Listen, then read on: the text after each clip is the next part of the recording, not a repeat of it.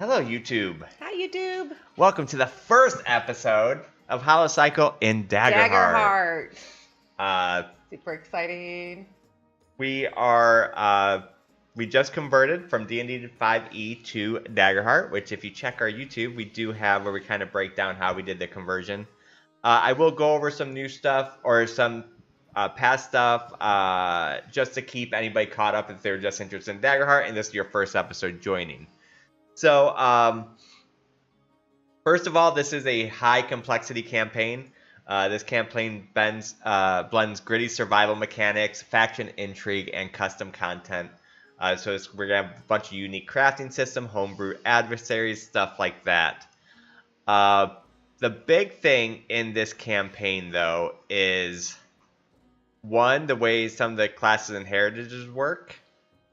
No divine magic exists in this world, and arcane magic is outlawed. So you can still have it, but you have to be careful. The big house rules of this campaign is going to be the rules if a PC drops to 0 HP, where you normally roll a chance for a scar, it's +1 to that roll. So it'll always be your level or under +1. So if you're 3, it'll be a 4 or under. You get a scar. I might rework how it kind of works at later levels. I do think it's kind of ridiculous. Like if you go down at like level 9, you're almost guaranteed for a scar. So we're gonna play around with that. It might also be a lot more powerful at level 9. That is true. So. Where they should be a little bit more risk. But, so, dwindling supplies in this, we do have rations we're tracking, and light sources. If you don't have a light source on, all attacks are at disadvantage, and you risk extra random encounters. Short rest will be done, but I'm allowing everybody to go on watch. Instead of one person using a downtime activity, everyone can kind of be aware and not use a downtime, but they don't get to roll against the DM, and they have to roll differently. Like, they get -1 from their 1d4 on short rest, and on long rest they have to roll a 1d4 instead of automatically getting it up. Big thing is there's going to be a overall pressure mechanic. It will constantly be running. I will have a d20 die at all times, and it'll start at 1. During certain events, like using magic, defeating court forces, or being spotted by patrols, increase the shadow tracker. So +3, the party begins to track attention from court agents. At 6+, they dispatch specialized bounty hunters, and the further you go up, the harder that kind of mechanics will be. If the party does lay low for a little while, it goes away. It goes back down to 1. Now, the using magic bit... Is that just anytime we use magic? If anybody anytime, sees you. Anywhere, ever? Yeah, if anybody sees you, or if you're in a proximity where the magic can be sensed, which is not like... If it's... Yeah. I'm assuming it'd be like if we're fighting like 4 dudes, and as long as they don't get away... Correct. And we use magic to beat them... Correct. It doesn't go up. It's not... Okay. If we're not in the middle of town. Yeah, it's supposed to be a thing about being subtle with your stuff, like not being caught using it. Yeah. Right. Okay. Plus, no witnesses. Got it. Yeah. Right. With risky maneuvers in this campaign, there's no one to report a crime. Which is anything I consider a DC check of 25+. If you fail it, you mark 1 stress. It's going to prevent stuff like when people say, "Well, I might as well try to roll for it." I want you to think about those consequences if you're doing a really risky check.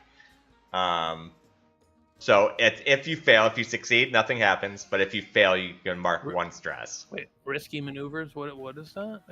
If it's any if you fail, what exactly? If it's any DC check that I deem that's 25+, like I'll let you know, like, ooh, that's pretty risky to do it. If you fail it, you're gonna mark a stress. It's basically just to prevent when I'm saying something's risky, there really be no risk behind it. Like, well, I might as well try to roll it.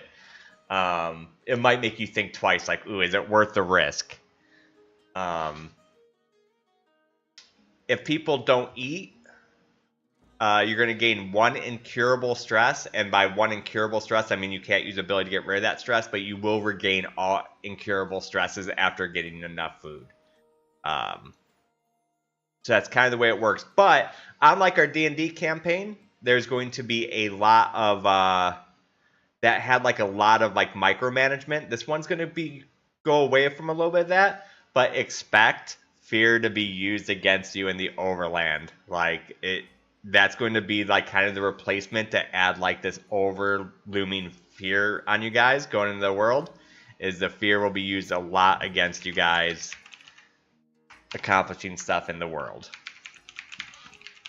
So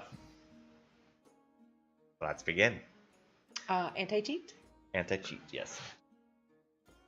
First, when I do the recap, I'm going to do a very brief recap on kind of what has happened from here, and I will put chapter mark just if people want to skip that beginning part and get right to the story, which I should have said that at the beginning because people probably have already turned off by now and not seen it, but you know. So here we go. Put state of mind screen up. You might have to help me with that, Sassy, if I do forget to turn it off. Okay. All right. What has happened so far in the Hollow Cycle? A brief summary. 7 years ago, the gods went silent. In the power vacuum, the Hollow Court rose, spreading necromantic rule across the land.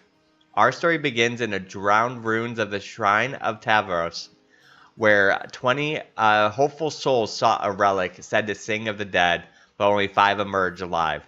Traumacus Grey, Fizzla Cinderspark, Karnak Steelclaw, Elias Walker, and our defected Illrigger, Sin Shadowmend.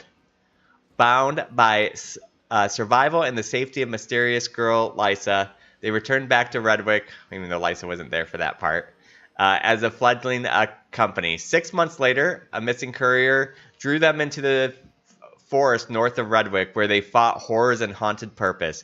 Their return was interrupted by a bounty hunter offered fortune for Sin's capture. The offer was refused and the fight was brutal, and the hunter was able to get away knowing what was found here. In the aftermath, a Hollow Court tax collector came to get their payment, and they sensed something strange with Lysa, and they wanted her as payment. So the father of the mayor, the father of Traumacus, told him to take his sister and run. Not knowing where to go, sent them towards Gallows End with urgency and trust. Along the road, the group cleared out a cave of goblins, only to realize too late that the creatures had only been defending their home. As they went, the horizon bloomed with a terrible sight, a purple mushroom cloud raising over Redwick, where they came from.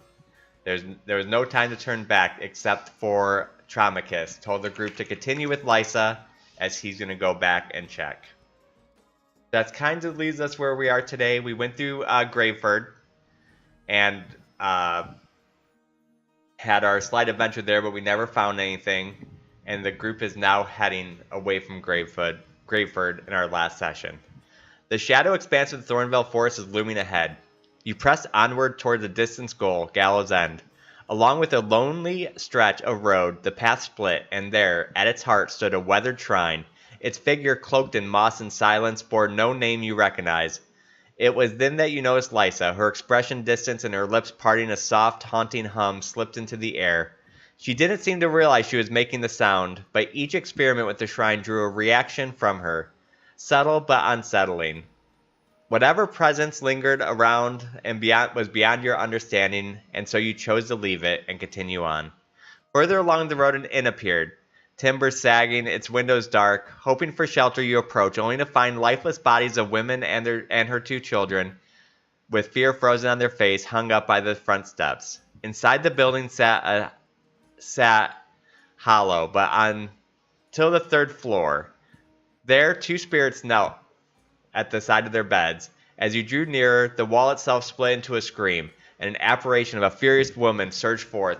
Steel, spells, and will clashed in the dim light until, with a daring leap, Fizzla hurled herself from the 3rd floor window, flamethrower in hand, igniting the remains of the ones that rested. With a hiss and crackle of the flames, the spirits faded. And now in the stillness that follows, you find yourself in the quiet shell of the inn. The road ahead remains long and rarely grants long peace.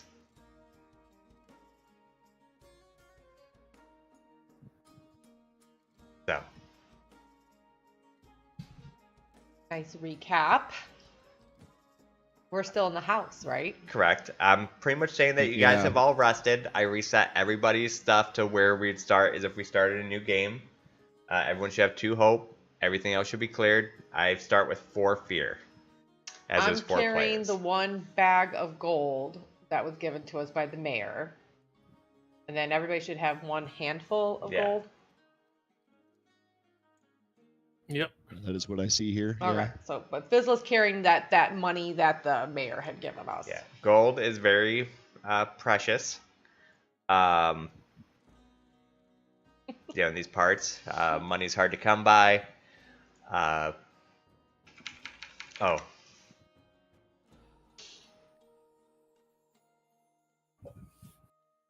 Hey.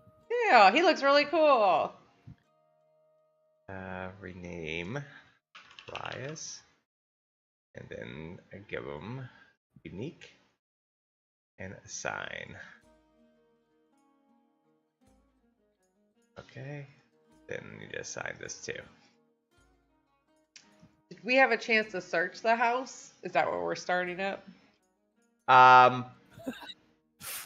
You might want to do that for Karnak too. Right now, his name Yeah, is I am. Kino El Clerigo. Ho, ho, ho. Ernest brother, Clino de Carrigo. Searching the house, it looks very ransacked. So whoever did whatever they did is pretty much clear stuff. And everything. Mm-hmm.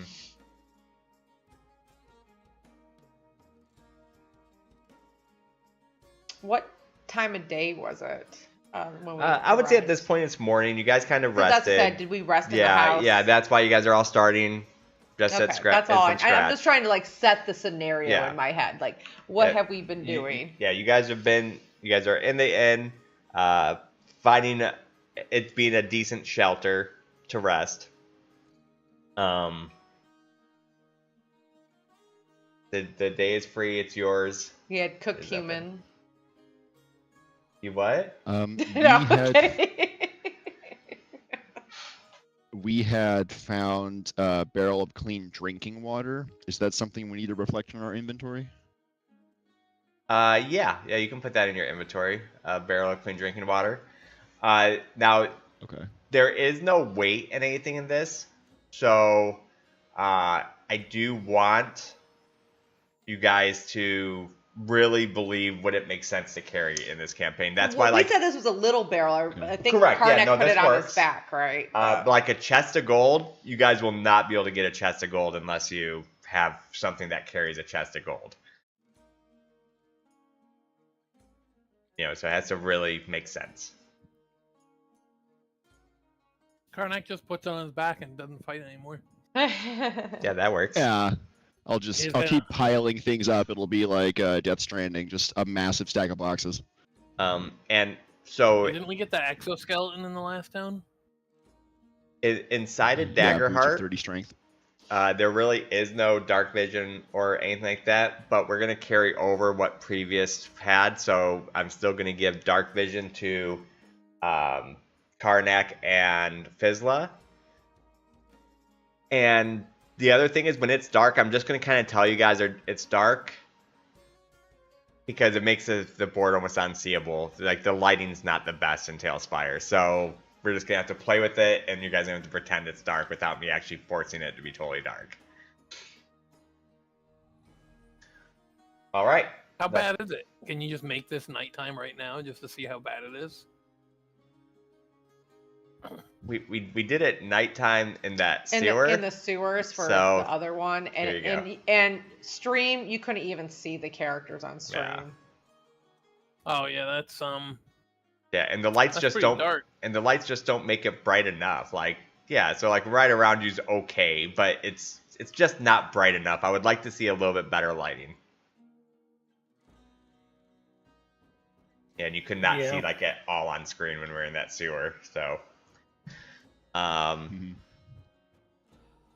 but the way I look at it is, if you're playing in person and you had a board in front of you, you just have to do the same thing, just kind of say it's night.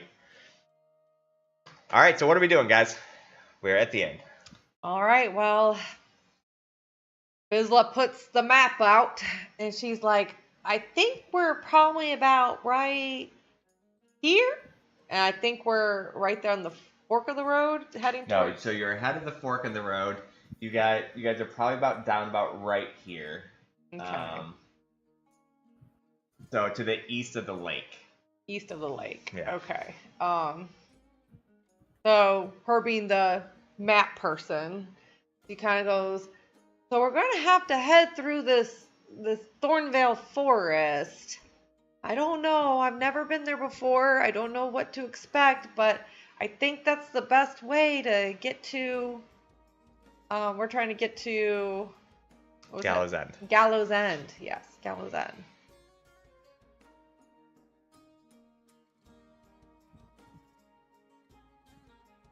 Guys think that's the plan? Or do you want to try to walk around the forest? Oh, that seems... Yeah, that sounds like a very big detour. What do we know about this forest? You don't know much, as most of you guys were not scouts or travelers. You have heard like tales from it that it is very hard to navigate through.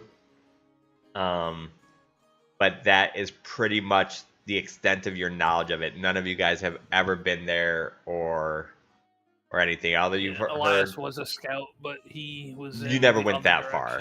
Right. You scouted for Redwick. You didn't scout to like go Well, right, and he was mostly focused on scouting and scavenging supplies in right. the, what are they called? The Deadlands above Redwick? Correct, yeah. The Hollowlands, I think. The Deadlands, no, you're right, Deadlands. Well... I know the map better than the DM. Who's ready for an adventure? Vizsla says. We've gotten this far. Well, I mean... Of the things we've seen so far, can't imagine will be that much more to surprise us, right? There's no melting face flesh monsters anymore. I think I'll be okay. Oh, and those ghost women up here, ghost lady was kind of scary too. I could also do without another tentacle monster. Oh shit! Yeah, see, so we have been through a lot. Okay. We got this. Let's just go through the forest. How hard could it be? I'll do my best to guide us.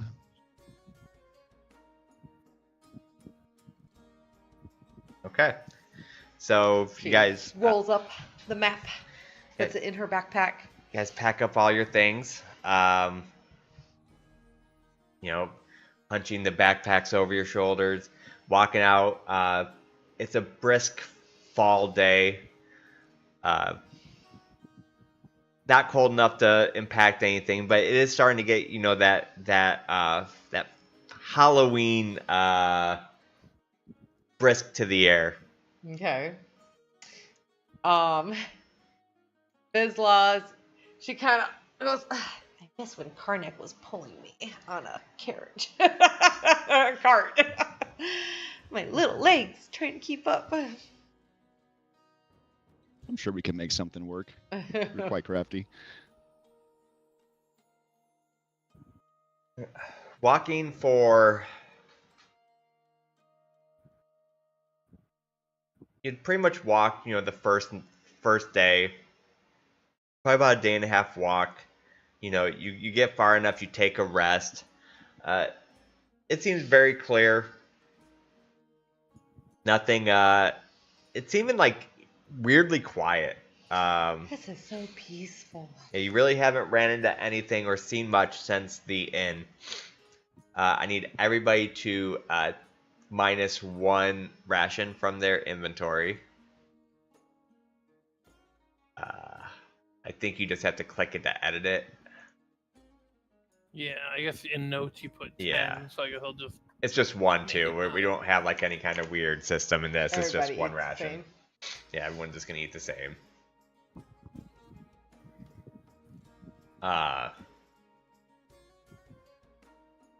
And wake up the next morning again is just you guys all kind of watched and nothing really happened, and you kept walking towards the forest, and in front of you, now you see is a forest. As you look ahead, the trail just kind of ends at the start of it. What do we? How does the forest look? So Does the it forest look is like dead, or is it? So no, it doesn't look dead. It looks actually very alive. Okay. You're getting some kind of like auburn trees. It looks like a normal forest, but it looks condensed. But yeah, like the trees don't look. The trunks look healthy. The leaves feel flourish. The ground is kind of covered in like dead leaves right now, but it's more like autumn leaves that fell from the trees. It doesn't appear to feel dangerous, at least at the moment. Isla was like, Elias, do you want to maybe scout? We'll follow behind you and scout. You can scout ahead a little bit. Yeah, I suppose I can. Yeah. And so, Wait here. so where about on the map are we?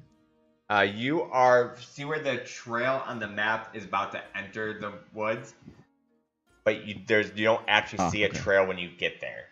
But that is where you are at. Like that's where the road led you to.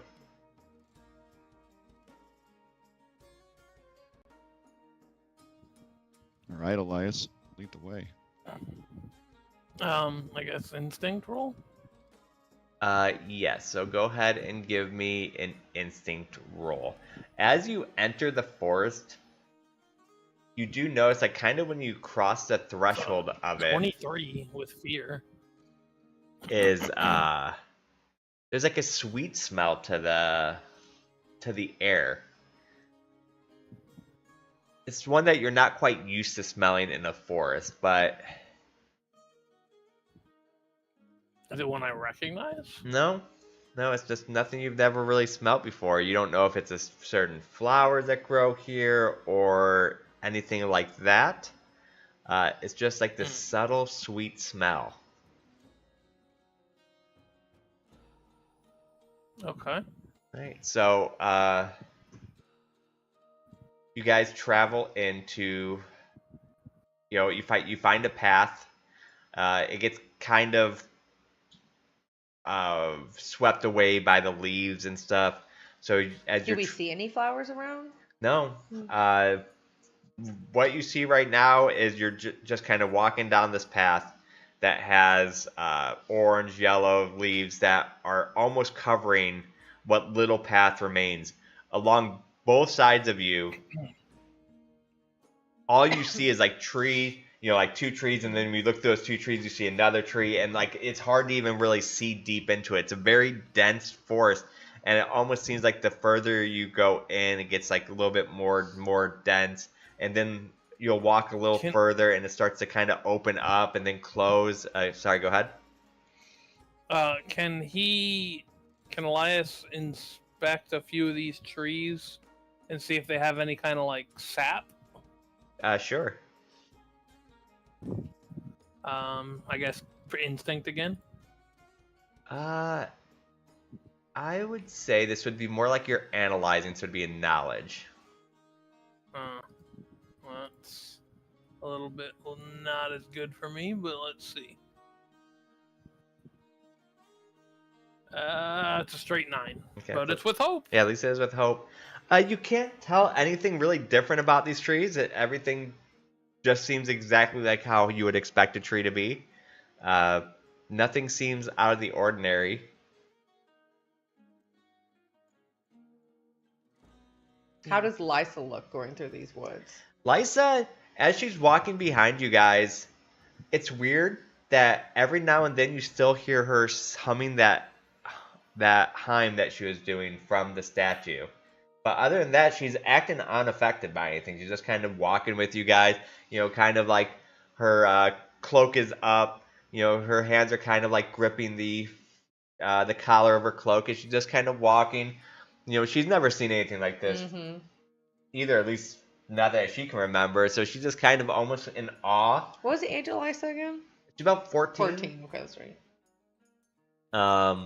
You know, she's been stuck mostly in Redwick the entire time that she can remember from at least her rescue, and so this is all really new to her. As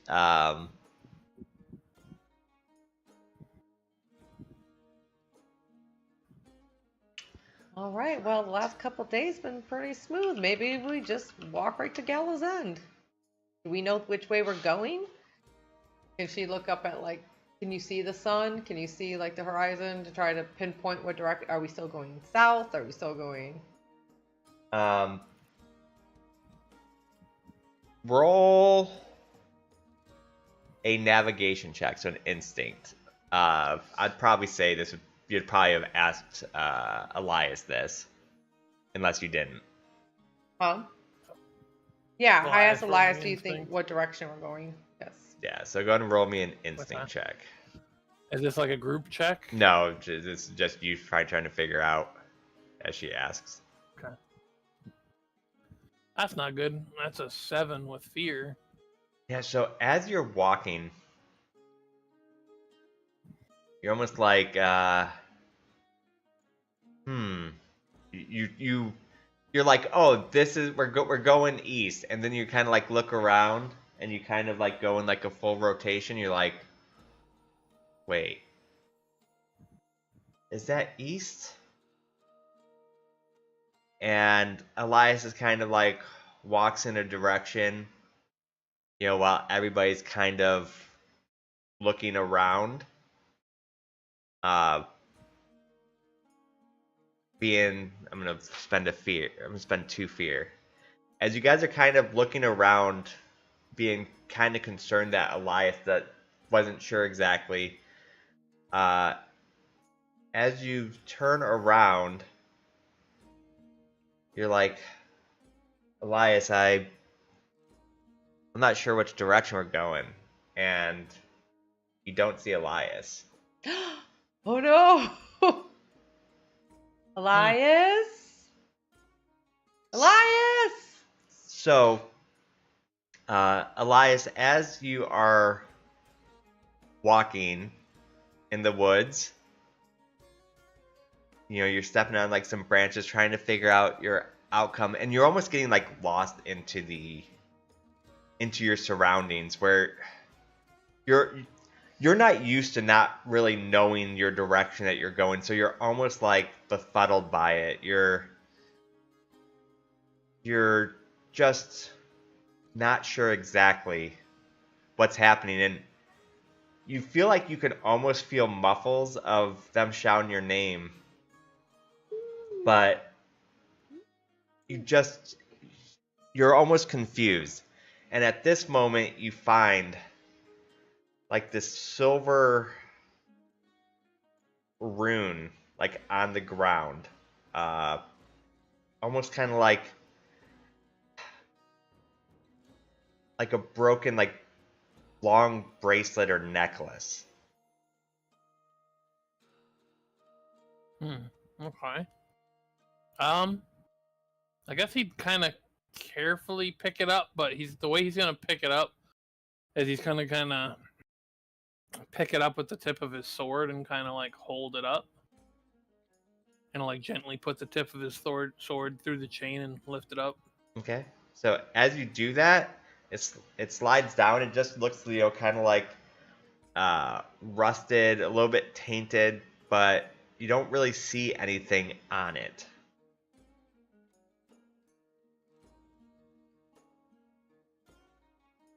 I guess he'll kind of try to find like a little scrap of fabric and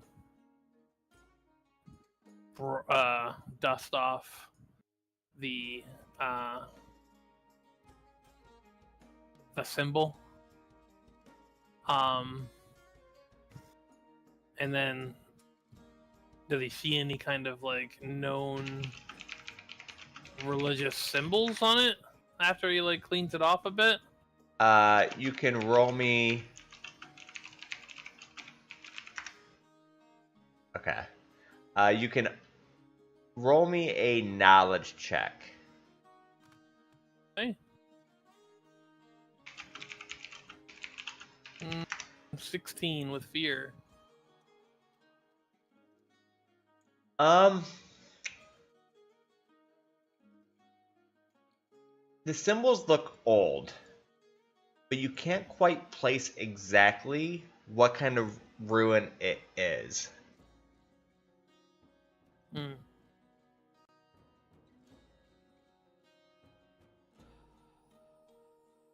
Okay. He'll very carefully go to kind of put his fingers behind the amulet and like kind of like use that to almost like bring it up closer to his face to like look at it closer. Right. So he does touch it at this point. So as you do that, you put like the amulet close to your face, and you almost feel this incredible sense of vertigo. Like all of a sudden, you go to like to try to walk, and it feels like the ground's coming up closer to you, and then expanding away, and you feel like you're trying to walk, but it's almost like you're walking like sideways, and it's hard to keep your grasp.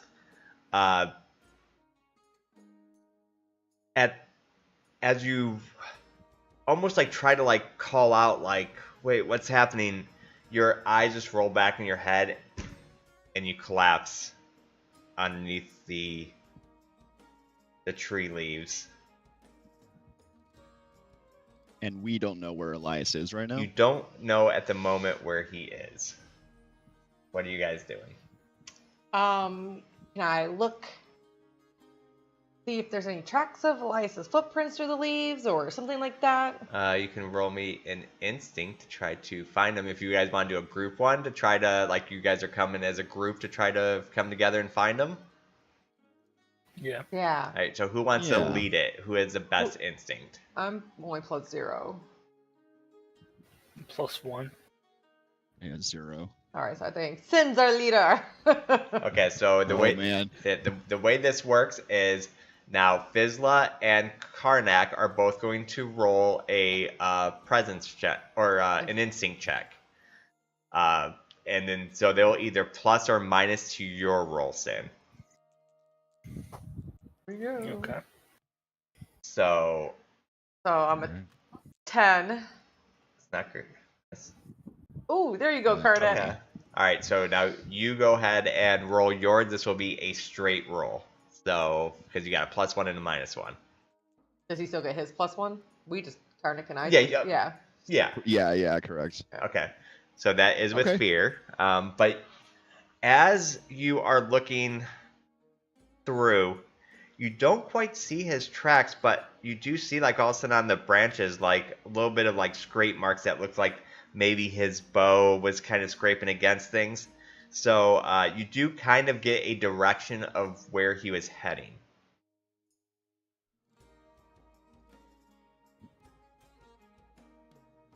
Okay, before we go any further, I would like to tie us all together with one of our links of rope. Okay. Oh, smart. Oh, okay. That's smart. Wicked smart. Like school day at the museum. Right. Everybody hold hands. All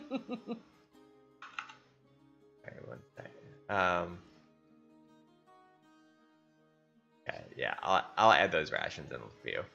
So as you take your time, roll me a tinkering roll to see how well you get those tight. That ties. would be Fizla. She's tying the ropes around. I know who that is. Let me make sure these ropes are nice and tight so we don't miss out on each other. And don't forget Lysa. Oh yeah. So, wow, fear. So it's a 12 with fear. Okay. So you feel like you've gotten it, somewhat tight.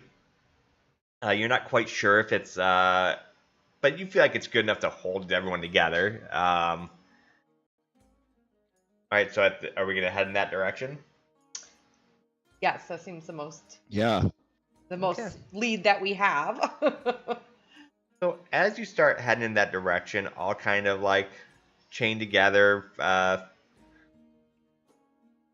almost like keeping like one hand on like each other's back as the ropes are on, and like holding the rope with like your other hand. Can I also real quick spend a hope to connect my little telepathy to Sin? Sure. You can describe what that looks All like. right, so you also see Fizzla take out of her backpack like these two little circular gear looking things almost. She's like, while she's tying the rope, she's like, wait, hold still, Sin. And she like pops like this little gear thing that's kind of like right above your ear, and a little like microphone type thing comes out of it. And now you and I can talk to each other in I open a line of communication with one target you can see. This connection lasts until your next rest, or you can cast it again. So now we can always communicate with each other. It doesn't give a distance though. I would just say wherever this Yeah. is. So that gives us another bonus just in case these ropes don't work. We can at least try to start communicating with each other where we're at. Great, she's in my head now. Yep. Welcome to my Also world. here, do you copy, Sin? Do you copy? And for some reason, she keeps going at the end of every time. Sure. Like it sounds completely normal to me, but she keeps adding little sound effects. Right. Beep, Yeah. beep, beep, beep, Copy what? What am I copying? Roger, Dodger. Who the fuck is Roger?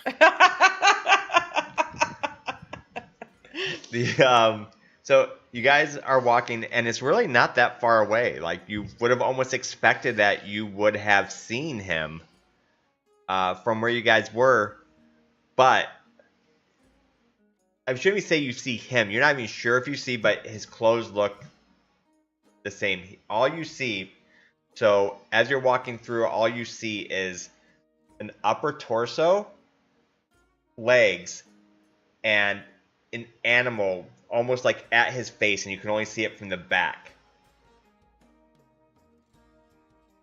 Animal at his face? Yeah, like what you see, it almost looks like his face is being eaten, so to speak.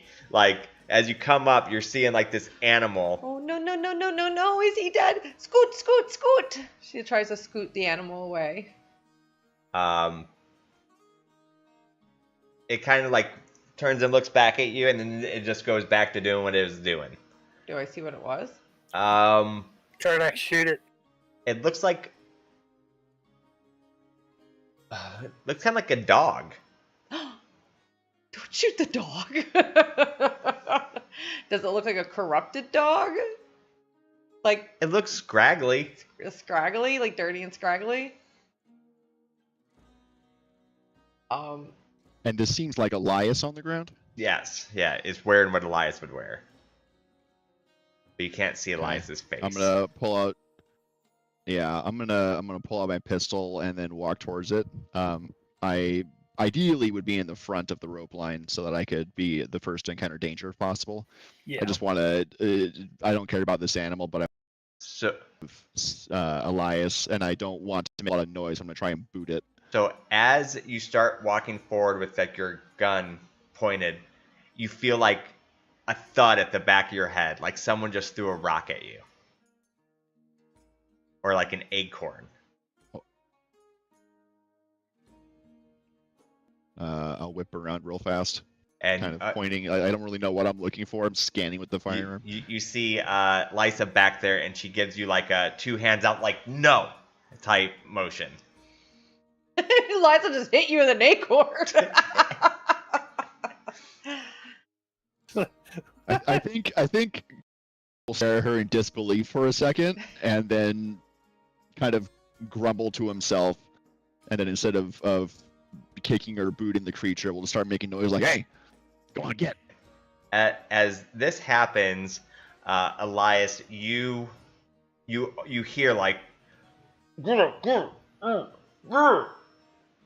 you hear like a thud, and then you hear like Carnival. So like you almost start hearing it, and so you start coming to.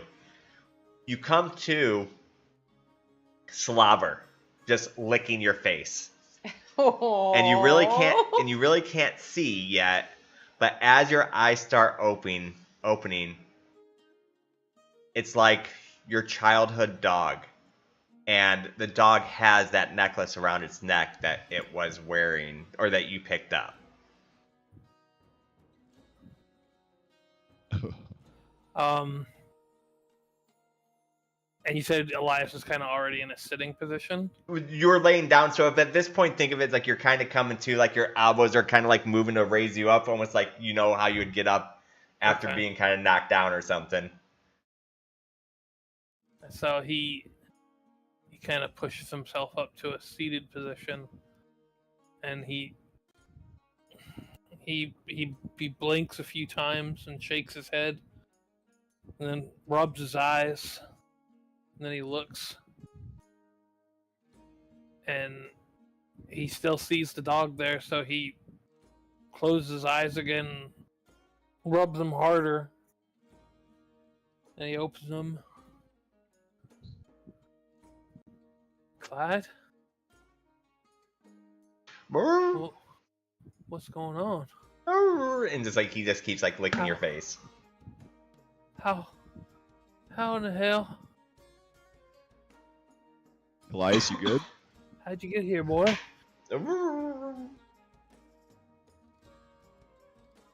And you see Elias wrap his arms around the dog and squeeze for all he's worth. And he doesn't verbally cry, but I guess like vocally cry, but you can see his shoulders kind of like are in that motion, and like as you get a look at his face, his tears are definitely rolling down his cheeks. I don't know how this happened. How are you here, boy? Yeah, he's just like panting and like whimpering, like you know that feeling of like going on vacation and coming home to your dog, and the dog's almost whimpering like so much, like you don't even know, like type thing. So at this moment, he spares sorry, go ahead. He spares a look up and looks around at the rest.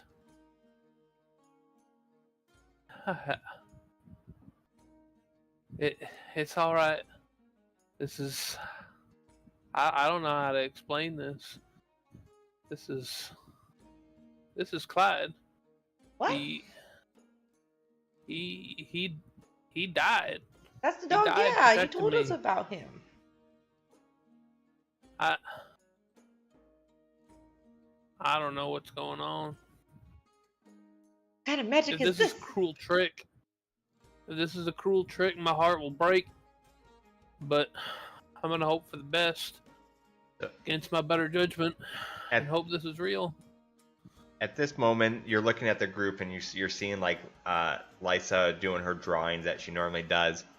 And as she walks over to you, she shows you the picture, and you see like you kind of like laying down with the dog, but the dog looks different and it has like angel wings on it. So she's like trying to tell you like, not evil, good. Type is basically what she's trying to say. He would smile at Elisa, and if she was close enough, he'd kind of lean over and give her like a kiss on the forehead and be like, "Thank you. That's very kind of you." And the dog does seem to like Lysa as well, like almost like, and Lysa's just like almost like giggling, like. Yeah. Bisla's just in awe. She's like, Elias died, came back, and his dog too.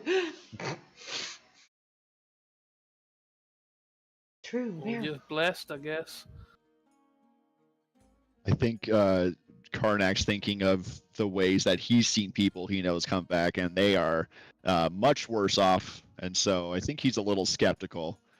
And he'll say, guard your heart. This could be some cruel trick. I've never seen it turn out for the better. and he'll holster his pistol. When you Yeah, I mean, I know, but the thing that gives me hope is, well, that little one right there, and he points to Eliza, and then, well, what happened with me, according to you folks? Well, you vanished, and we found you here on the ground being slobbered up by this dog.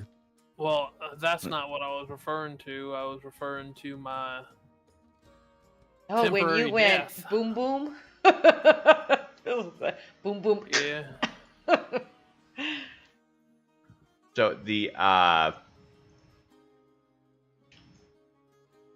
as you say that, Karnak, especially since you've been kind of like getting the closest with Lysa, you know, like doing like the sign language and stuff like that. As you say that, she almost gives you like a "hey, fuck you," like the hand under the chin, flick out like no, like it's good, stop being negative type thing. It's just she's trying to kind of communicate to you. I'll look at her and say, "Who taught you that? Where'd you learn that? Points at Was Sid. it Bizla? Bizla to teach her that?" Sid. Bizla starts giggling. Starts whistling.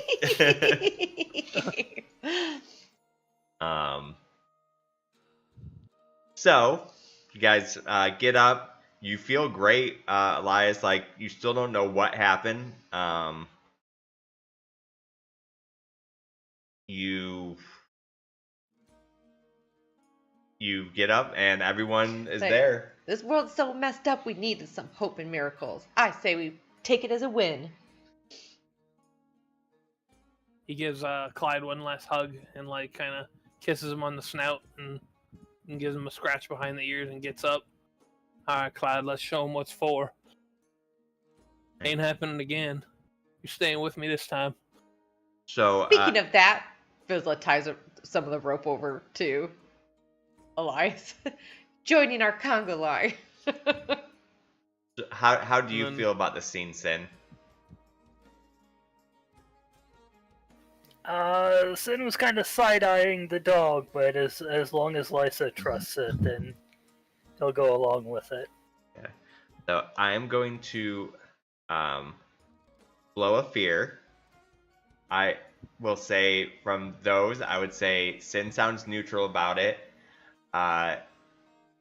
Bizla and Elias both gain 1 hope, and Karnak gains a stress because he's kind of stressed out about the dog at this moment. Oh yeah, he's thinking worst case scenario for sure. Someone's you, seen don't you Cujo old one too yeller many that times. dog? Is that what that movie was? He's Pet my dog, cemetery. Paul. What's that, Sin? Oh, very different feel. Oh, whatever you needed to do last time to make him so that he can be Oh, controlled right. by me. I guess do that again. Yeah.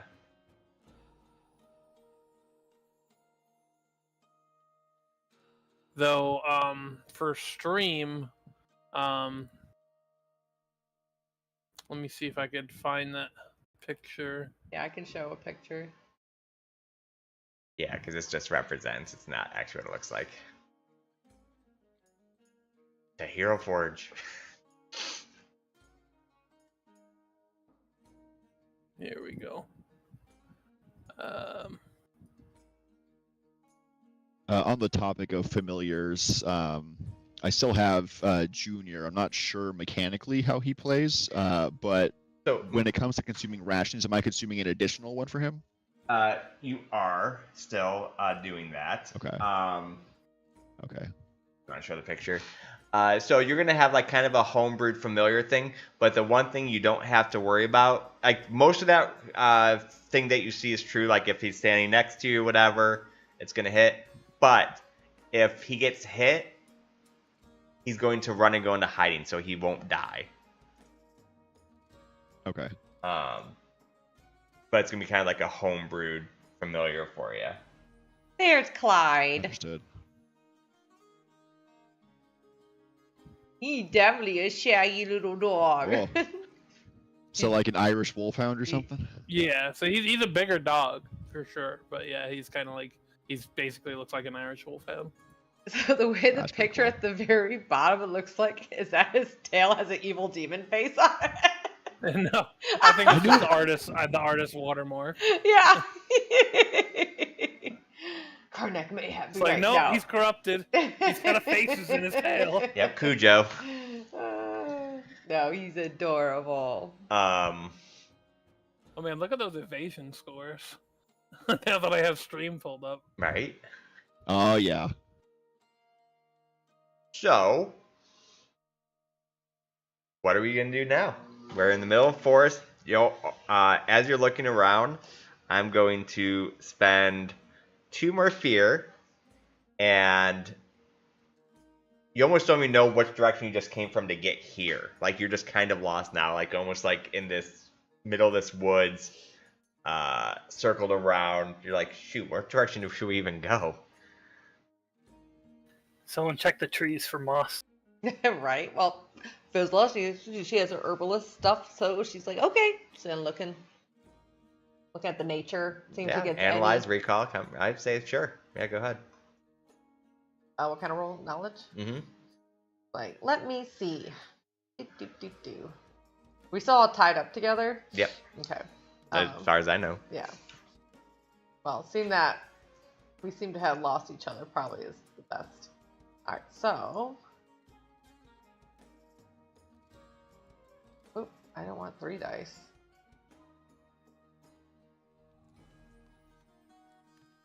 It's my ultimate move. So, with hope, nice. 22 with hope. Okay. When you're looking at the moss, you're noticing that there's moss in every direction on the tree. So there's no like rhyme or reason. It's not like the moss is always pointing north. It's just kind of This makes no sense! around the tree. Huh. She takes out that cracked compass and see if this started doing anything different because it makes no sense in these woods.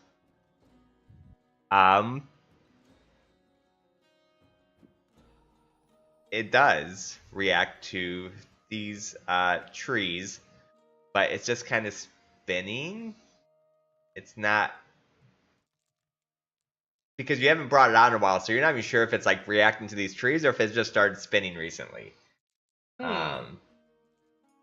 She kind of like turns around in a circle with it, kind of like wrapping up in the rope with them a little bit, trying to still just spinning. Yes. Guys, my compass, it's doing different things. It's just spinning. It's not just pointing east anymore. Something is really weird about these woods. And all this moss, it's growing everywhere. That's not how moss is supposed to work. What are the chances any of us knows anything about magnetism in this world? Probably very even little.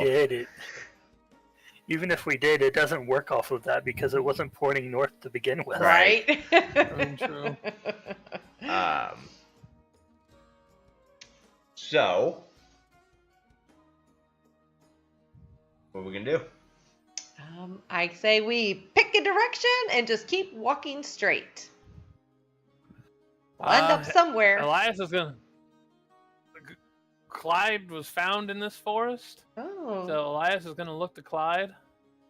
Just kind of get down on a knee and. Well, what do you think, boy? Which way? And then with that, I'm kind of using that as a then he's going to attempt to.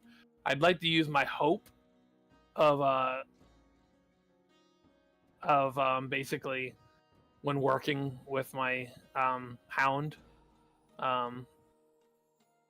to basically try to navigate track. Okay, sure. So I'm going to have a counter going. You go ahead and try to start the tracking. All right. So this plus 2 is 22, plus another 2 from the experience is 24 with hope. All right. So I'm going to move down this clicker twice. All right. Let's go with Karnak. What are you doing right now to try to help with the navigation to find as Elias starts leading you guys in a direction. As he feels like he's getting some kind of lead. Yeah. Karnak, when it comes to navigation, would probably, like, with his time at sea, would probably have used a compass and would be kind of looking at Fizzles as like, this isn't really going to help us. It doesn't work right, obviously. But maybe he would also be aware of like where winds tend to blow from. Understanding natural wind movements as well as how they can be affected by mountains but getting closer to shore. So I think he would try and determine like where the wind could be coming from or should be coming from, and then kind of use that to orient himself. So like if there's a bunch of mountains near us, he would know, okay, the wind's going to deflect that way. Okay. Otherwise, he's at a loss. He doesn't navigate woods. Okay, so you can either roll that, or if you want, you can roll like a strength as you're like standing in front of Elias, like making sure like the way's clear. Okay, yeah, I'll do that. I will start chopping down foliage, or tearing it out, whatever is required to get the party moving. So Okay. we'll take that front position. All I have is a hammer, but I can bash the bigger things. You can bash it with your shield for if anything. Okay, yeah, I'll push things down. All right, go ahead and roll me a strength check. Okay.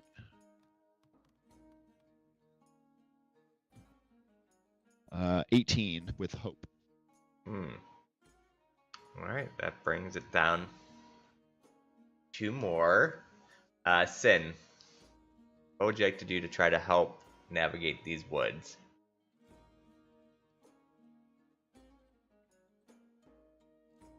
I really can't think of anything that would make sense.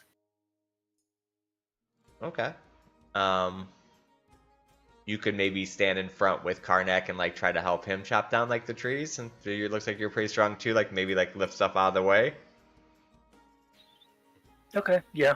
All right, go ahead and roll me a strength.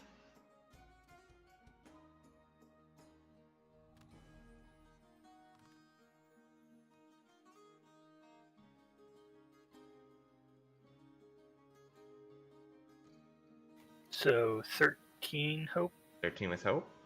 All right, well, that's what you needed to mark it down. So as Make sure you mark a hope too, Sin. yeah. So as you guys are walking, you have Karnak and Sin in front of you. Elias as he's helping you, kind of like you're kind of telling like the direction. They're clearing the way, and this way you can take your time and not really worry about what's in front of you. Bizla's like checking, like the trees, still looking at the moss, like confused. Lysa's still kind of humming her tune. And as you end up opening up a clearing, and let me bring you guys to a map.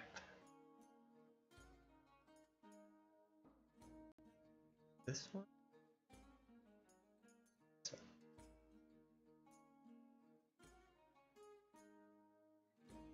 So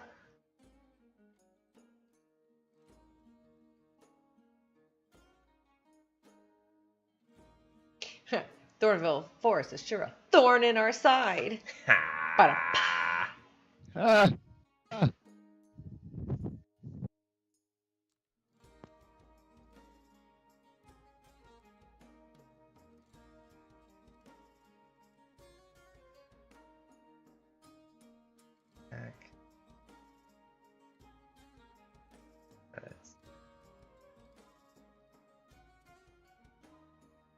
So we went into a clearing. We're all still tied together, right? Correct. Shall make combat interesting if we run into anything.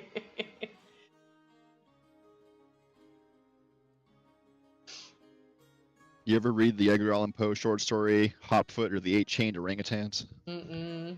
No, can't say I have. It ends very poorly. They're all tied together and then they get hoisted up to the ceiling and lit on fire. So Oh, Watch out for that. Don't give him ideas.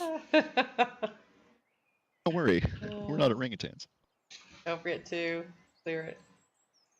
The map. Oh, right. Clear the map. No, I had like a theater of mind screen on stream. So she just helped me clear it off. All right, so this is like the first clearing you've seen in a minute. Both your sides are 2 raised levels. You see like some trees, some like tree branches and logs down, along with in front. Looks like you're in a bit of a valley. I was not expecting this forest to feel so peaceful, you guys. We got cute little Clyde, moss growing everywhere, pretty leaves Could everywhere. you stop trying to jinx us, please? At least it's not raining. Fizzle's just whistling, going, "This is wonderful."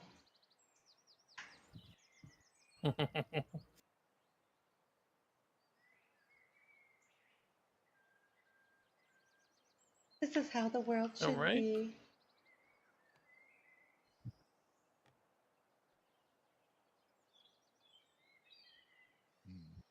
If Elias kind of stays close to point, pause there. but not quite point. So as you get about right there, you hear from the woods, "I wouldn't take another step." The trees are talking! Elias kind of goes on high alert and tries to scan around and see where he's hearing the voice from. Go ahead and roll me a instinct. Okay.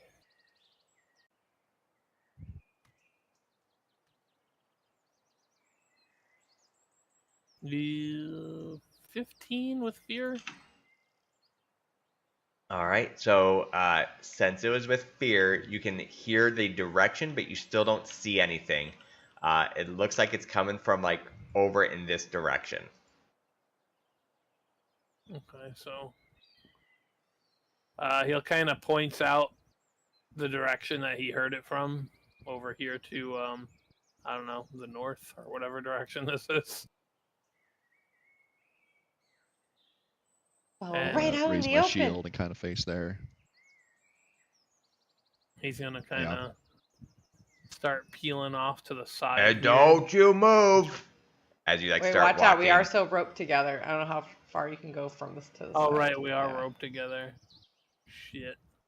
Never mind, I can't do that.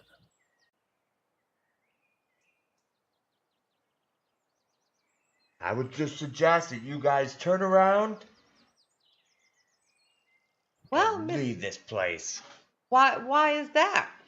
It's so peaceful. Because these are my woods. And who's my? Like, who are you? I don't have to answer your questions. This is your final warning. Well, we need to get through, and we're lost. So can you show us the way out? Not my problem. Like you're hearing him like get more angry as he. It's escaping my Maybe- mind now. The name of the town that we're heading to. Not Gallows End. Graveford. Gallows End. Elias would just be straight up. He's like, we got to get through here to get to Gallows End. Don't care. I'm afraid I don't care either. Then we got to get through. All got- right. Important things to handle. At this point, we are starting combat. Let me get some battle music going. But it was Can so Elias- peaceful. Well, I guess I don't really have the alert thing anymore because this is a different system. But like, kind of being that he's the one that said that and kind of knew where this was going, and he just like used his sword to just kind of like cut himself free from the rope chain as the fight starts. You can do that much. Yeah, you can cut the rope. Okay. So, as a arrow comes flying out from that direction at,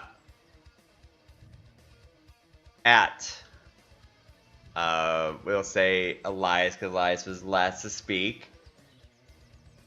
Okay. They roll 11, so as it flies out, you're able to like hear it coming like right before it hits, and you're able to just like dodge like out of the way from it hitting you. Nice.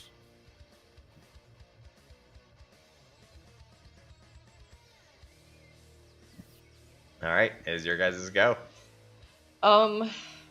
We don't see our adversary, right? Nope, you just saw the direction. So Fizzle is going to, because we're sitting ducks in this area, Fizzle's going to, where's my stuff? I can find it. She is going to go, Sten, Roger, I'm gonna smoke us. I'm gonna hide us from view so we can get out of the rope and spread out, or not spread out, so they don't see our movements. And she puts the mysterious mist up. Well, for her, what it looks like, she takes out this vial, smashes it on the ground, and like a smoke bomb. Let's see how the cover us. spellcast roll goes. So, cast temporary thick fog that gathers in the stationary area within very close range. The fog heavily obscures this area and everything in it. So, it's my first time doing spellcast roll in Daggerheart. So it's whatever your spellcast trait is. So it says 13 on Okay. here. Oh. And then But what's your spellcast trait? I think it's wisdom. For wizard, it's knowledge. Or knowledge, sorry. Yeah, so Plus 3. Yeah, so you just roll a knowledge check plus 3. Knowledge check plus 3. Okay. And you have to beat a 13 is what it's telling you. Okay. Meter beat, yep. Here we go.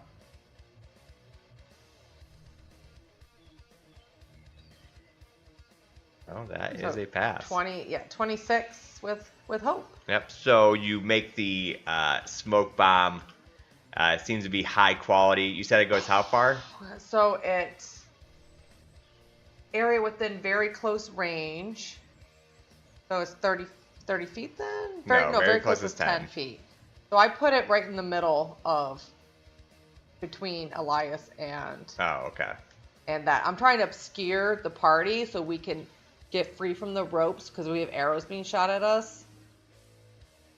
I guess I would. You're gonna move. I would step in it. Okay. Yeah. Yeah, I'll step in it, and then. All right. So you guys see like this little smoke cloud billow up around you as this well-made potion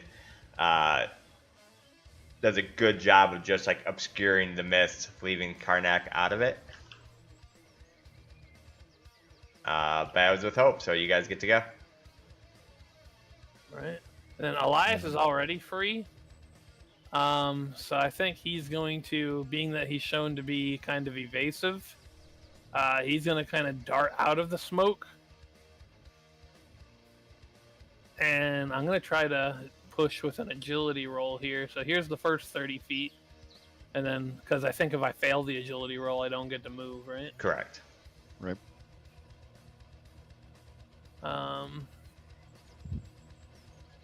And he's there. Oh, nice. That's roll. Well, it's fear, but still nice. 25 with fear. It is with fear, so you are able to move up, but it does remain their turn, or it does turn to their turn. So do you still push past the 30 then? Because Yeah, because Yeah, it's it's with still fear, cheaper, so right? he succeeded on making the run. Okay, but he makes just it doesn't right. It's keep up his to turn. It's I'm up to just wondering, 60 yeah. more? 60 more feet. Oh, okay. Well, then, yeah, he's going to go Zoom all the way to here. All right. So at this moment,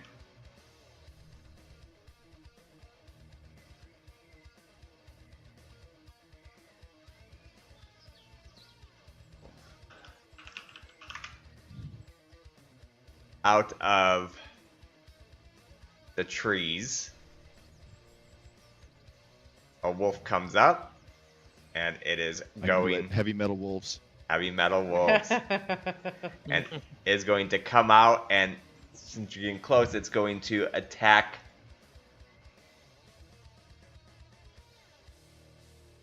21. 21. Melee That's a range, pretty good roll. deal 3d4. Do I have anything I could do?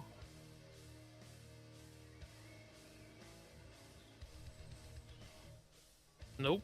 Yeah, I guess I'm just taking that hit. All right, so as this wolf comes out, it bites down on your leg. It does 18 direct damage. Direct. Holy Which means shit. you cannot use to do it. And you are vulnerable until you get a hit point back. Right, that's half my HP gone.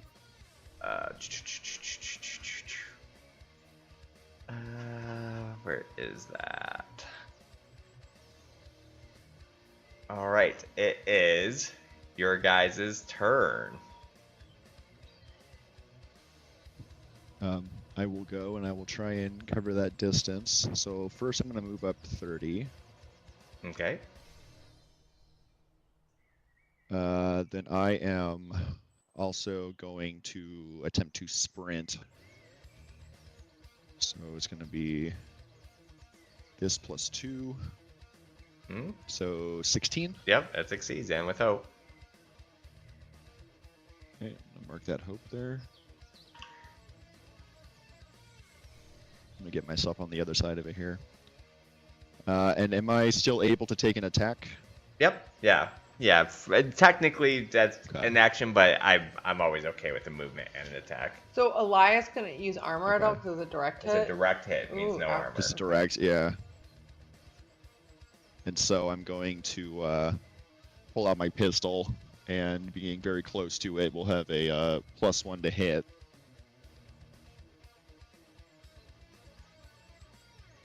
So 15, 16 to hit. 16 hits.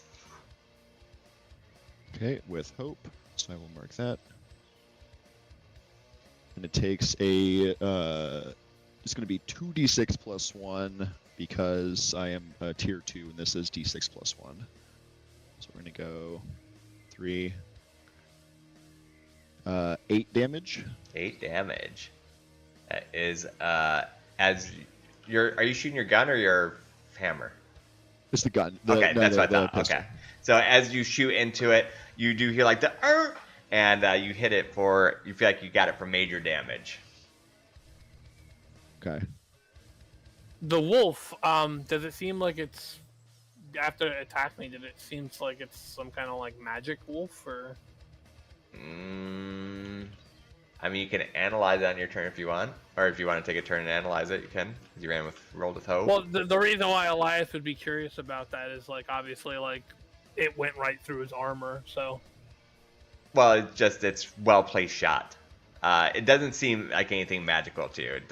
It doesn't seem like an abnormal thing.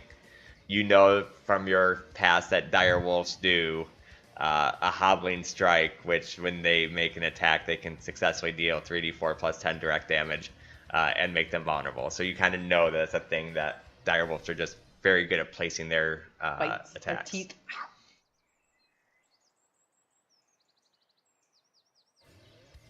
All right, you guys roll with hope. Yeah, it was So with it's hope. So One your guys' turn. So Go ahead, Sid. You want to go, Fizzle? No, you can go. Like, Alrighty.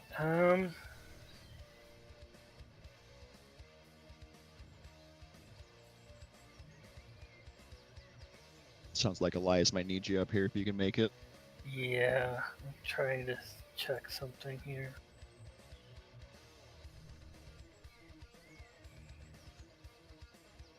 Kind of wish Daggerheart just did ranges like, and actually use numbers, because I can't remember what all them are. I mean, you can always just look at his numbers. I mean, it's pretty much the same thing. 30 feet is your normal Melee's- movement speed, Melee's and it's 30 within feet is close 5, range. right? Very close is 10. Mm-hmm. Far is 100, and very far is up to 300. Oh, where'd my dice go? Oh, hit spacebar. Yeah, space Yeah, bar. I need to get like a chart that just has them all there, so I could just keep looking at them.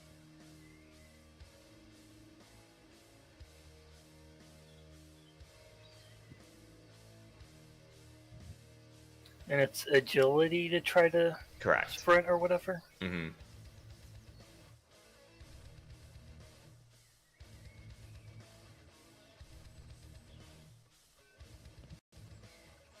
So, I assume that fails Yeah, at it's- +0. so that fails with fear. So I get a fear. So as you kind of are trying to run up, it's like you get kind of caught up in the brush and stuff as you're running, and it just slows you down. Where that is where you stop, which makes it their turn.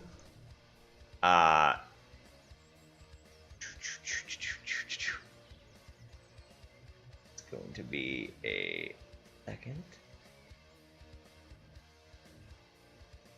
So cool. All right. Coming out of the trees, another direwolf comes up, and this one is going to run up, and it is going to attack at Karnak. I will mark stress, and hits for 20, or it rolls a 20. Hits for sure. It's going to do 19 direct damage, Okay. and you are vulnerable. Well, I guess that's if you take it. Oh, actually, you have to take it, so yeah, I guess so. Yeah, so I have scales. They act as natural protection. When you would take severe damage, you can mark a stress to mark 1 fewer hit points. Ooh, okay. Yep, that would work. So I'm going to do that and only take 2. That hit you in your severe? Mm-hmm. Yeah, 18's my severe. Holy shit. These direwolves are no joke. Would Yeah. would 2 HP from my what's it called? Yeah, prayer dice. Prayer dice, yeah. Would that reduce the severity?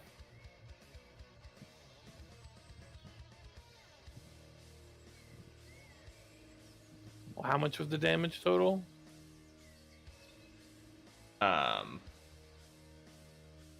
Well, I think The damage total was 19, Yeah, but if it's severe, I can reduce it to major. If it's reduced to major, it's kind of the same effect. right.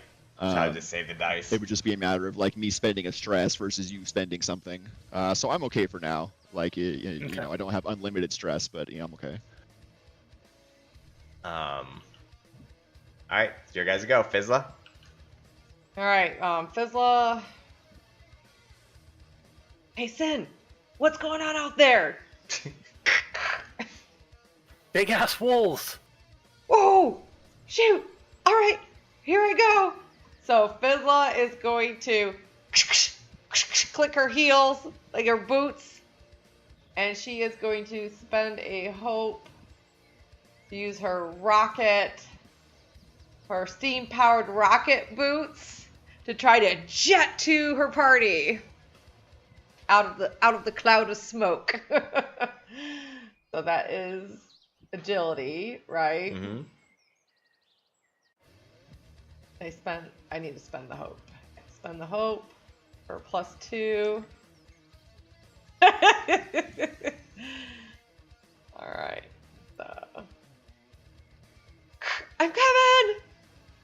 Rocket power boots go! Crit! I didn't even need to hey. spend the hope!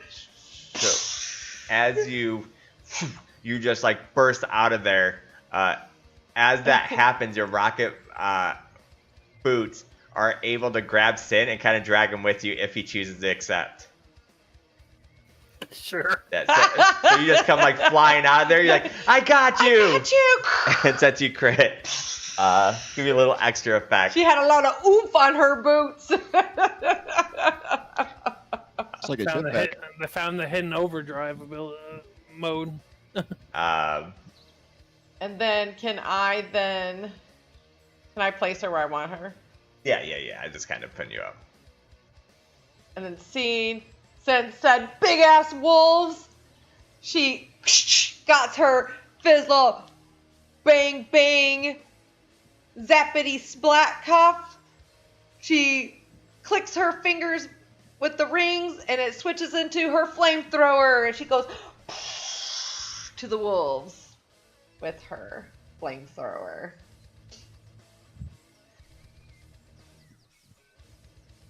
What do I do for that? I have to make a spell cast roll against up to 3 adversaries within melee range. I'm melee range with them, all right? Yep. Okay. I mean, you could have been when you moved. Yeah. I wanted to be. Yeah. Targets you succeed against take 2d6 magic damage and must mark a stress as flames We're erupt. gonna call it fire damage, but yeah. Yeah, fire damage. Must mark a stress as flames erupt from Fizzler's cuff. All right, roll it. All right. Does anybody want to help with a hope? Yeah, I can afford one. I will, when I see her getting ready to attack these things, I will kind of shove them a little closer together and leave my shield there so that it goes through them, and then we'll also kind of like deflect away, maybe back at them again, and try and increase our chance of hitting them. Okay. So I'll spend that hope. All right. That gets me a d6, right? Yep. Burn, baby, burn. Oh, good hope. Or good help. Probably 20 if it's the knowledge. Yeah, 20. All right. But with fear. Yep, roll that damage. All right, 2d6 against both. And they get stressed out from the flames. So, 6. Up damage was with fear too. Let me look real quick. I thought I could do something different. That's to force an adversary. And did and I rolled an 8, so I get a hope every time I roll an 8. That's my number. That's okay. my Eureka! So I get a hope with the 8. And, sorry, I'm still learning her. So I can't do anything more with the damage, so it'd be 6. All right. A 2 both and a stress. That does flamethrower him for major damage. You hear like one of the things, and it just kind of curls up, and as it smolders, so you are able to take one out. That will make it my turn though, since you rolled with fear. Behind you, guys, you hear boom. Oh no. Boom. Boom. Oh, she's Dizzle. I am. Maybe making use of that fire a lot here, Fizzlet. Damn no. it, Fizzle, you jinxed it. Oh shit. I don't see anything. The tree is alive. Oh, it is a tree? Where? Yeah, look. Where? Why do I not see it? It's behind Just you. behind us, back left. This brown tree. The one that has a Holy base. what the fuck? As, Oh no! as it starts, you guys see like these acorns like start falling from the tree, and like it's almost like catching them in each branch, and it starts like pelting you guys with them. Make an attack up to 3 targets within close range. So I guess I could have moved up further too. Let's see. Closest. So 30. I need to move up further. Yeah. Let's see, 30 feet. I So I guess that's how far I'd be able to move. was just kidding about trees being alive.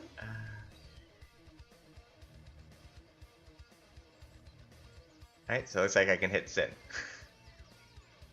But it'll just be one time. So he is going to barrage Sin with he rolled a 16, so I believe that hits Sin. And he rolled 7 points of damage as you're just getting pelted with with acorns. So that is in your minor threshold, so you could burn in armor to take no damage.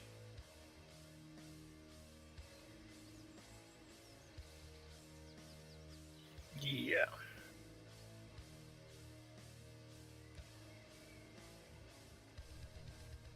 All right. Whip around and hold up my shield. I will burn a fear to keep the spotlight. And at this point, the ranger comes out to attack, which now I guess you guys would be able to see him, as the next attack would be an attack. You guys see this cat archer. It is going to fire a shot at Fizzla, who killed one of his dogs. He was eating my people. Rolling a 16. Rolling a 16. Mm-hmm.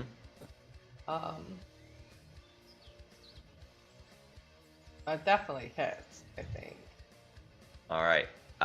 It's 14 points of damage. I'm gonna step in the way of it. Okay. When I see him coming out and see him leveling at Fizzla, I'm gonna jump in front of her at the last second here. And 16 is my major. I can spend any number of armor to reduce it, so I'm gonna use 2 armor to make it nothing. Okay. Actually, if I can, I'll activate Unstoppable. Sure. And then reduce it. Only use 1 armor. So we'll do that. I'll turn on Unstoppable. Use my D4. And negate all of it. All right. All right. So an archer archer comes out, flings this arrow at you. As it's just about to like hit Fizzla, you see her go like, no. Karnak steps in front and bashes it against his shield, taking none of it. Whenever he does highlight, I get to highlight one of his beasts. So then this wolf will also attack Karnak. And I'll mark it as stress. Does Ranger look concerned about this big, ugly ass tree coming at us? 8. 8 does hit Karnak, right? Yes. Welcome to Bruna's world. That will hit for 19 points of direct damage. Okay. Unstoppable. Yeah, so Unstoppable will bring it down. You're no longer vulnerable because either. it's not being severe. Unstoppable. Oh, yeah, well, I didn't Yeah. roll vulnerability Oh, yeah. anyways, but yeah, that's good to know. Yeah. Do they get the bonus when I'm vulnerable, or when doing that they make me vulnerable? When they do this, they technically make you vulnerable, so you were vulnerable before, but it wouldn't have mattered once you got Unstoppable. It's gone, but I forgot to roll it anyways, so same result. But you're technically vulnerable again, but you cannot be while Unstoppable, so you're still not vulnerable.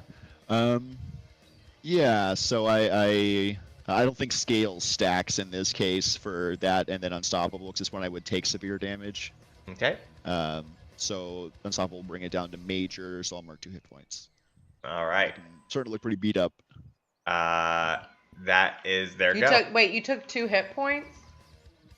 Yes. Correct, because it was severe, and Unstoppable brings it down to major. Would it What's help? your threshold? 18 is my threshold. And it was how much? 19? 19. 19. That turned to Oh, major. so I can spend one of my prayer dice to reduce that by 2.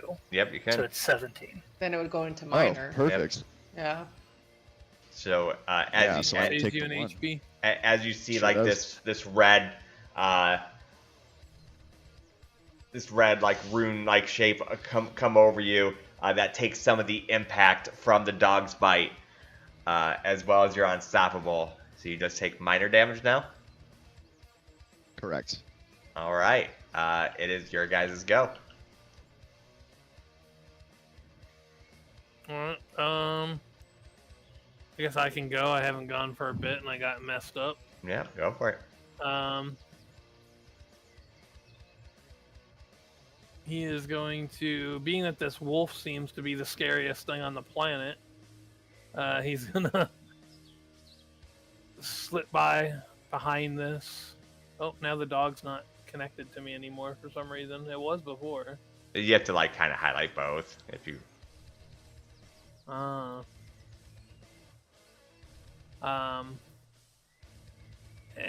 And you said that I like as long as I don't roll with fear, I could like do a thing to have the dog attack and then also attack myself, right?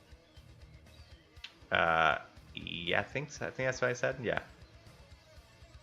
Okay. So we're gonna try this. I guess I have to spend a hope every single time I want to command my animal to attack. Correct. That's. Yeah, I guess we'll do it.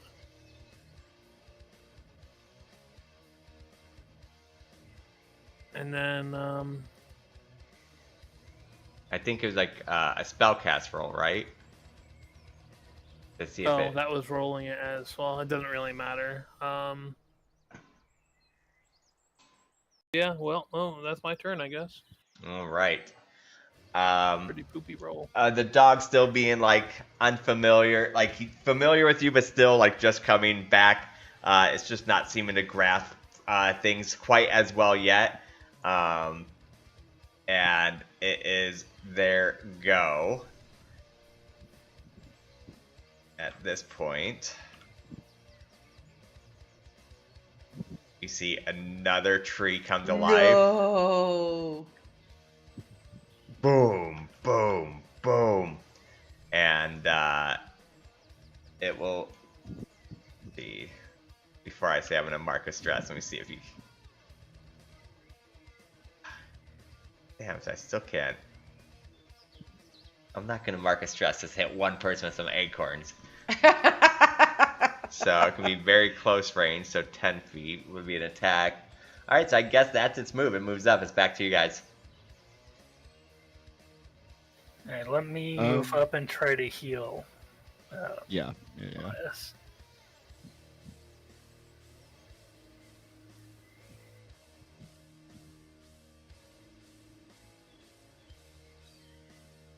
I guess the best way to heal him would be my spell.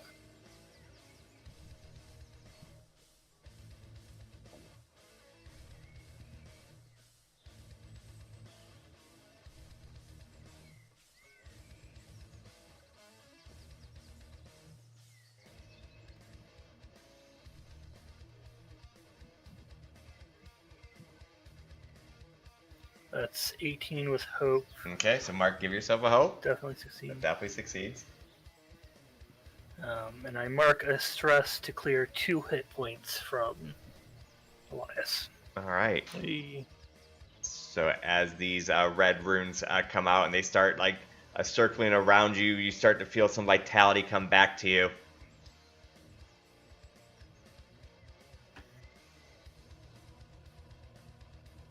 In the Daggerheart crossover, Elias lost the ability to heal in exchange for his dog. Yep. At least for now.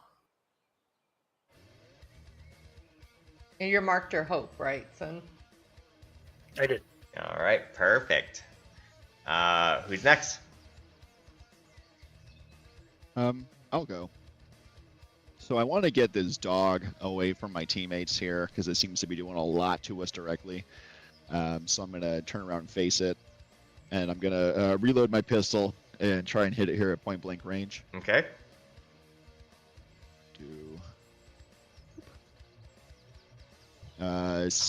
18 with fear. 18 with fear. Yeah. I will mark Know the Tide for 1 token.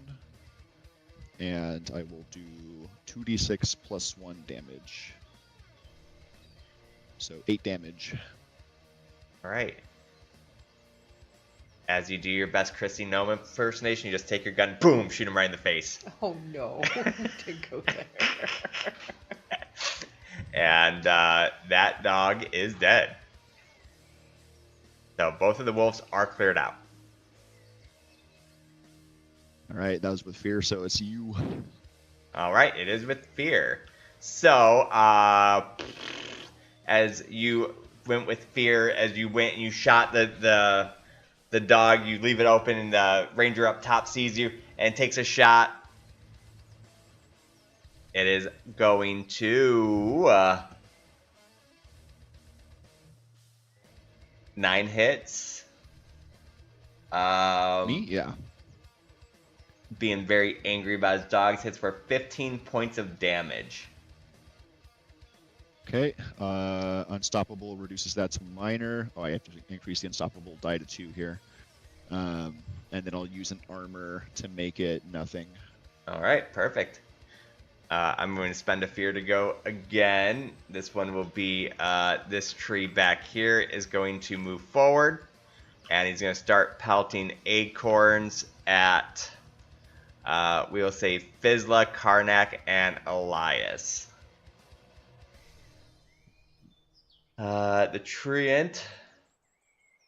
Wow. Natural 20. So I'm going to spend 3 hope. No, not this it's time! not. I'm having flashbacks of. I'm having flashbacks of mayhem. To force an adversary within far range to re-roll an attack. Mayhem flashbacks. All right. Vizsla shines a magnifying glass and basically blinds him to have to do his attack again on his acorn throw. This time it's a 4. It even misses Karnak. Let's go, Fizla. See, she took out of her bag like this mirror type thing, and she like flashed it, blinded it. Yeah, she saw like the anger that the tree was, and as it was about to throw its well-determined shot, the mirror from is like and it just like starts pelting him and missing. I'm going to spend 1 more fear to activate this one, as I've built up quite a bit. This one will go for Karnak, Elias, and Sin. This one rolls a 7. So I think that only hits Karnak, right? Hits me. Yep, yeah, it even misses Sin at 8. That will be 12 points of damage. So as it starts pelting, I guess technically I get to roll with advantage against Elias, but I don't think it'll hit no matter what. It's a 5 on top of that, so that still won't hit. Yeah, you said it's only a 7? Yes. Even if you rolled a 6, yeah, it's not going to hit him. So it starts like pelting these acorns, and oh, actually, I'm not. I got a hit point back, so that effect isn't on me anymore. Oh, you're right. Sure is. Delete. So Sin like brings his shield up, blocks off the acorn. Elias is able to swiftly dodge and move out of the way. One does go through, and well, it might hit Karnak. No, it doesn't, right? 'Cause is that just So it hits me. It's major threshold. Unstoppable brings it to minor, and I'll spend an armor to make it nothing. Okay. So it'll hit me, and I'll kind of look at it and watch it fall to the floor, and then look back up at the treant. Very, very angrily. It is your guys' go. Who throws an acorn? I guess Fizsla hasn't gone in a while. Why are you throwing your babies at us? I know, right? So many acorns came throwing me today. Go for it, Fizla. So in Daggerheart, like D&D for slumber, they have to be like a living, like. Can I make trees fall asleep in Daggerheart? You can try. I would Like have them just kind of like. I mean, they're sentient, so yeah. Okay. I mean, I can say you can give it a shot. All right, so I think they're within very close range. Something else to consider. If you want to team up, I'll spend the hope. If that changes what you want to do. Well, if we do that, what kind of team up do you want to do? Because I can do my flamethrower. Yeah, so ideally the hardest hitting thing, but I was imagining the flamethrower, and can hit while you're a little multiple closer to the ground, I would pick you guys. up and help you hit the high spots with it. Kind of like turn you into my flamethrower, like flamethrower squared.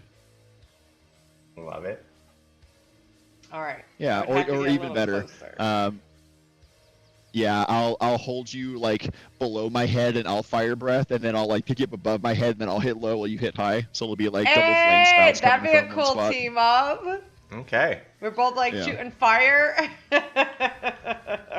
Yeah. So I'll All spend right, the all 3 right. hope to do a team up. That sounds good. And let's see if I have any experiences that can help with this. Probably not. All right, so this is a spellcast roll. So she takes out her flamethrower. Since they're trees, she's going to make them burn, burn. And Karnak comes and also.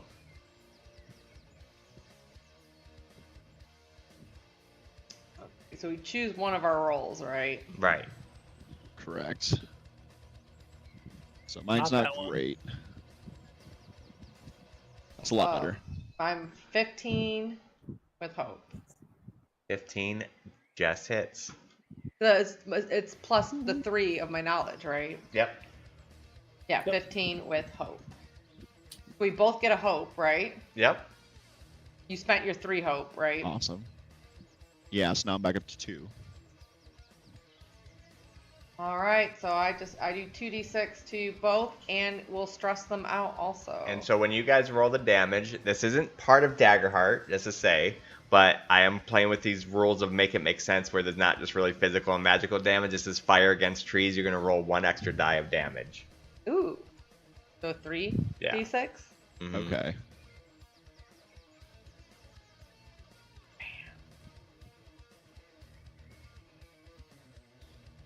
Okay. My 14. fire breath is normally 2d. Yeah, my fire breath is normally 2d8 plus 2, so this will be 3d8 plus 2. 3d8 plus 2, yep. Or does it get the +1 bonus as well? Okay. So we got this. Unstoppable is going to make this a +2. Flamethrower so- activate! Yeah. And all I you hear, can reroll Fizzla, any ones or as Cart, twos. you're lifting me up, right? Karnak, all you hear is Fizzla go,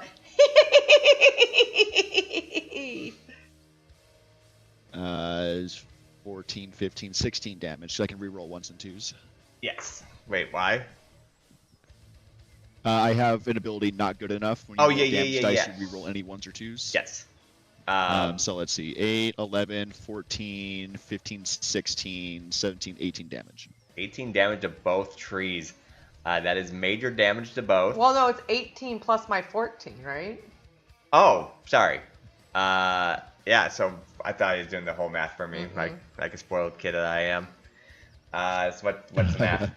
18, 28, 32. Okay, 32. That's major damage to both. Yes. Yeah. So as you're seeing, just like a picked up Fizzla laughing and giggling as she's flamethrowing. Right behind her flamethrower, you're seeing Karnak's fire breath. And you're just seeing like all this fire happen. These trees are starting to get lit up a little bit. And that was a roll with hope, so it is still your guys' go. Are you like? What's your actual health at right now, Karnak? I have 3 marked of 7, so after 4 more, I go down. Okay, I will spend 3 hope to just clear a hit point on you. Okay. I love that.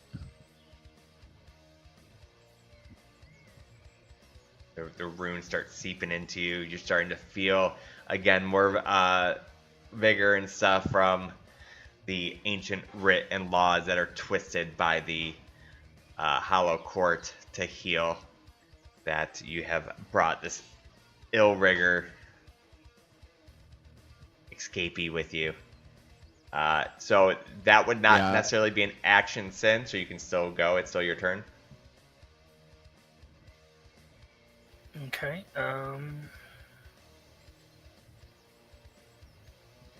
If that's the case, since you were still so injured, I will go ahead and cast on you as well. Our field medic at work. Traditional sin. Oh, I misread the companion ability earlier. I don't have to spend a hope. I have the way that it was to reads, do the you have to second spend a part. hope Right. you have to spend a hope to add an applicable experience to the roll. That is Companion success experience. with fear. All right. And mark a stress to clear 2 hit points on card. Oh, thank you. All Yeah, I right. think Karnak's feeling a little more empowered because, like, he's pretty used to taking beatings, but knowing that every now and again a seal will pop up or some healing will be delivered has made him a lot more confident in his ability to stay up front. Perfect.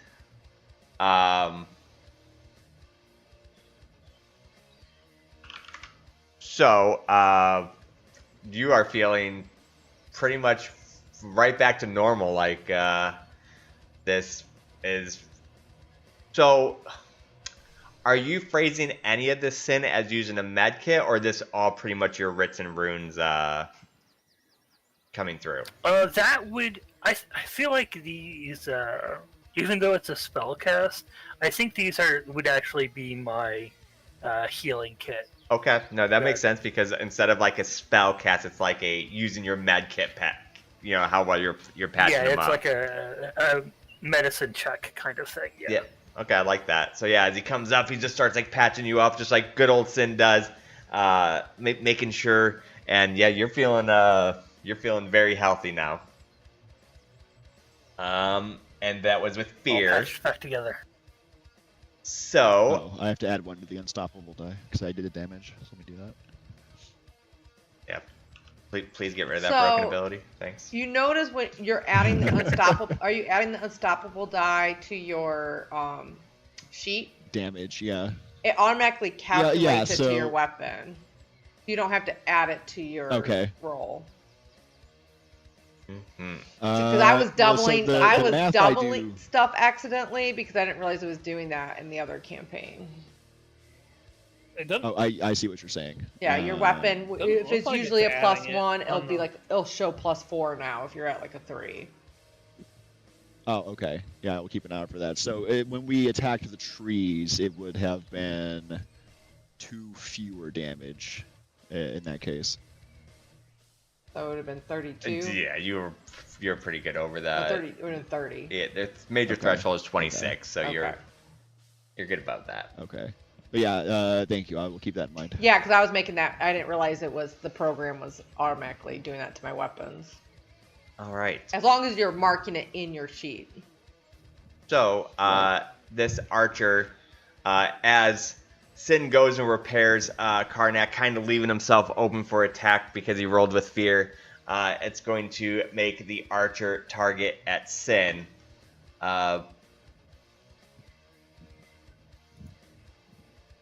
Rolling 16 to hit, so that should hit.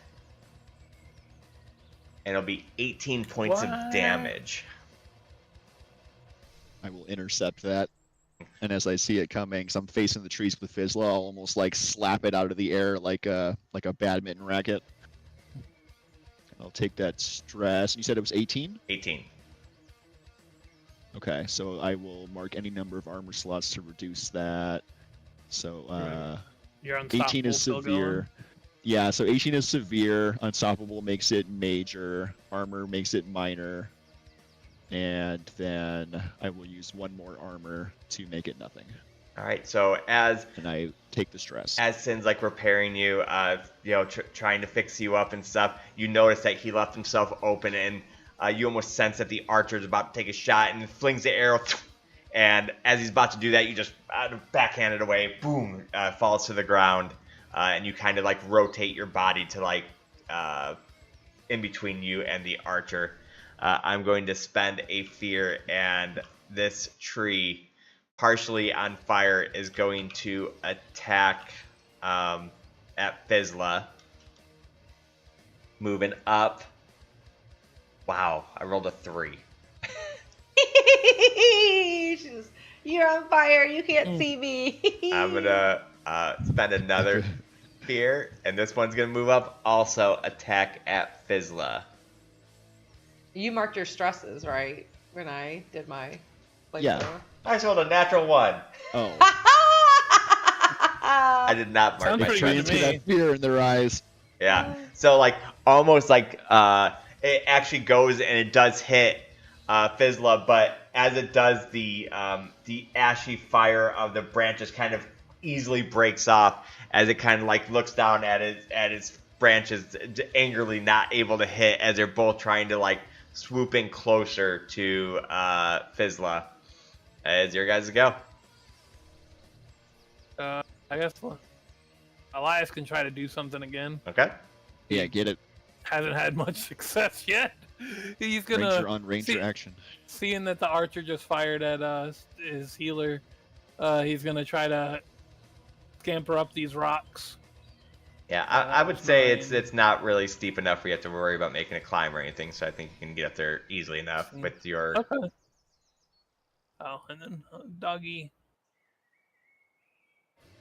He's gonna spend a hope to hit him with the ranger's focus. And then he's going to. Man, I really want to try to make this dog thing work, but would it help if I spent a hope to give you advantage? Yeah, sure. We'll do that. All right. So he's gonna Light try to up make a connection rune, giving you a target to with the dog, focus. and try to command Clyde to attack.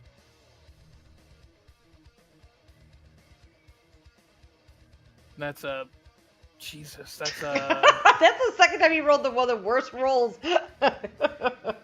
that's a 12 with hope. That misses. Poor Elias. Wait, no, is Alright, that you trying to command the dog, or is that you attacking with the dog? Yeah, that's me trying to command the dog to attack, but it's not. So it still have to hit. It still have to hit the difficulty. It still has to make its attack roll. Right. But it doesn't really give me a DC, so I guess you just make up the DC. Oh, so that's just for just commanding the dog. Yeah, I have to make a successful connection with the dog for Right. him to go, So, oh, okay, yeah, I need to attack him. I think we said that it would start high, and as you do things, it would go low.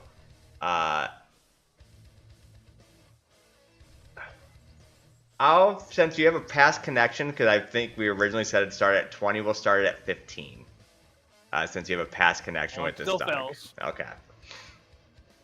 So as the dog just kind of gives you that cockeyed look, like, hmm? What do you want from me, master?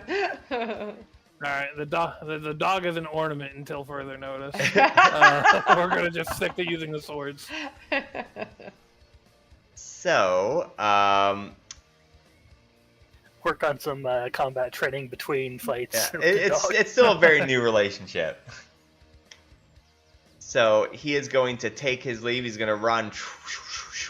As he's running, he takes his bow, shoots back at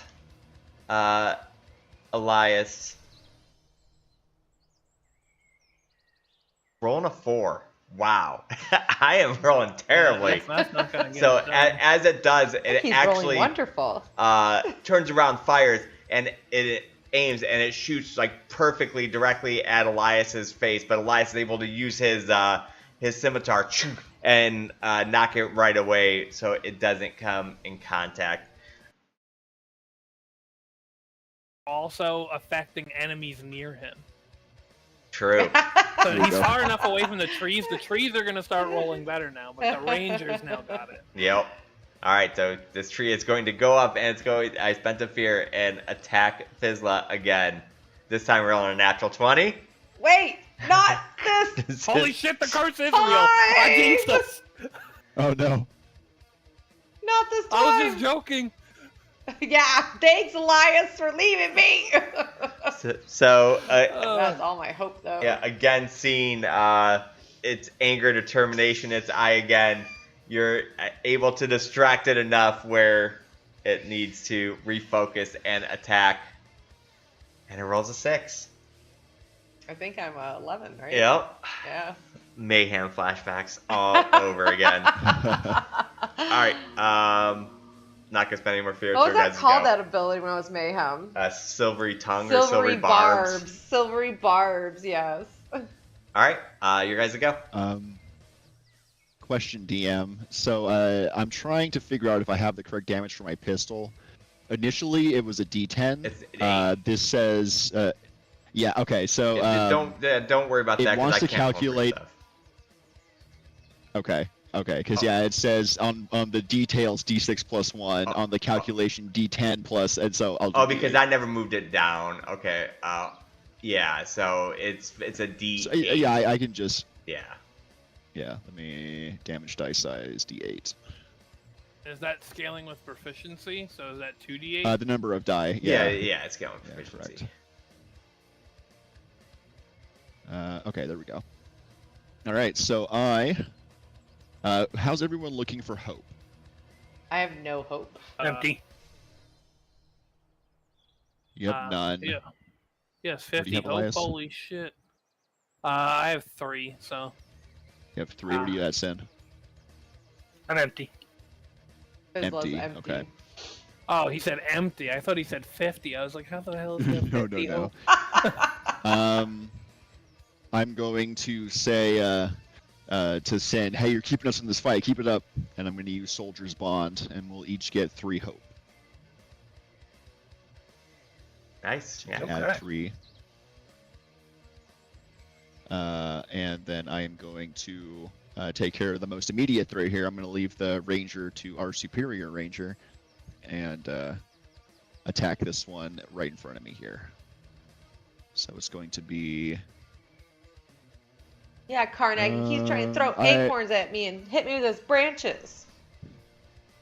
Yeah, I keep getting hit by acorns today. I don't know what's up with that. I gotta tell you. I will use 1 charge of Know the Tides to add a +1 to this, so this becomes a +5. It's a Crit. crit. Wow. That is a crit.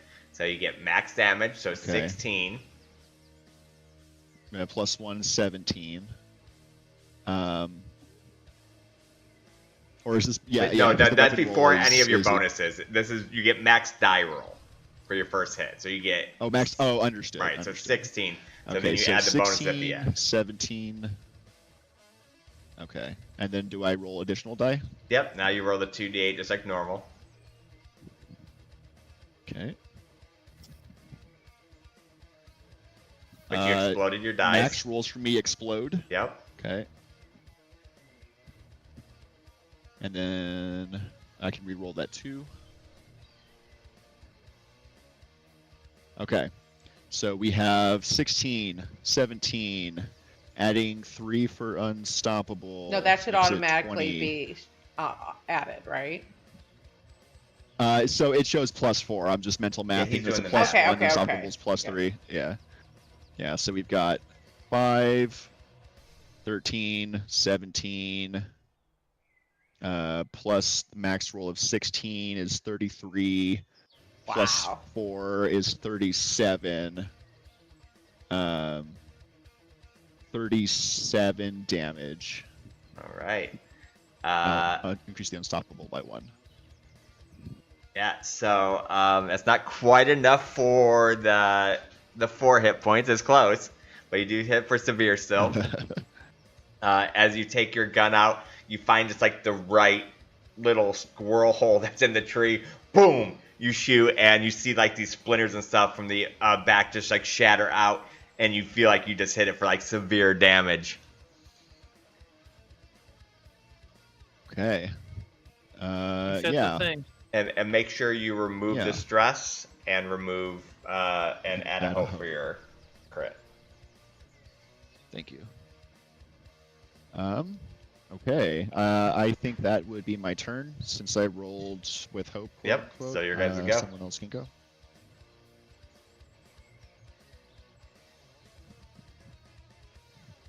Yeah. Fizzla will go? Yep, go for it. Fizzla, feeling pretty confident, is kind of maniacally laughing as she keeps on burning these trees. And so I feel like she's just going to keep trying to burn them and stress them out. Flamethrower's going to go.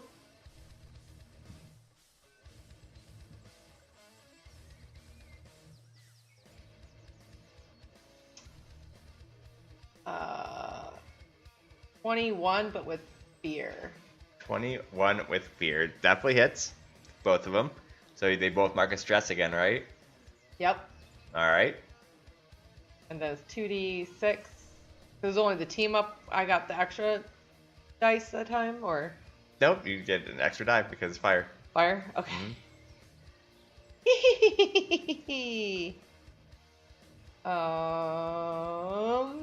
10 Nice. to both. And they both get stressed because they're burning. All right, so this one just starts like wilting, and it's gone. As you rolled with fear, this one is going to charge and it's going to attack you. 15. Hits. All right.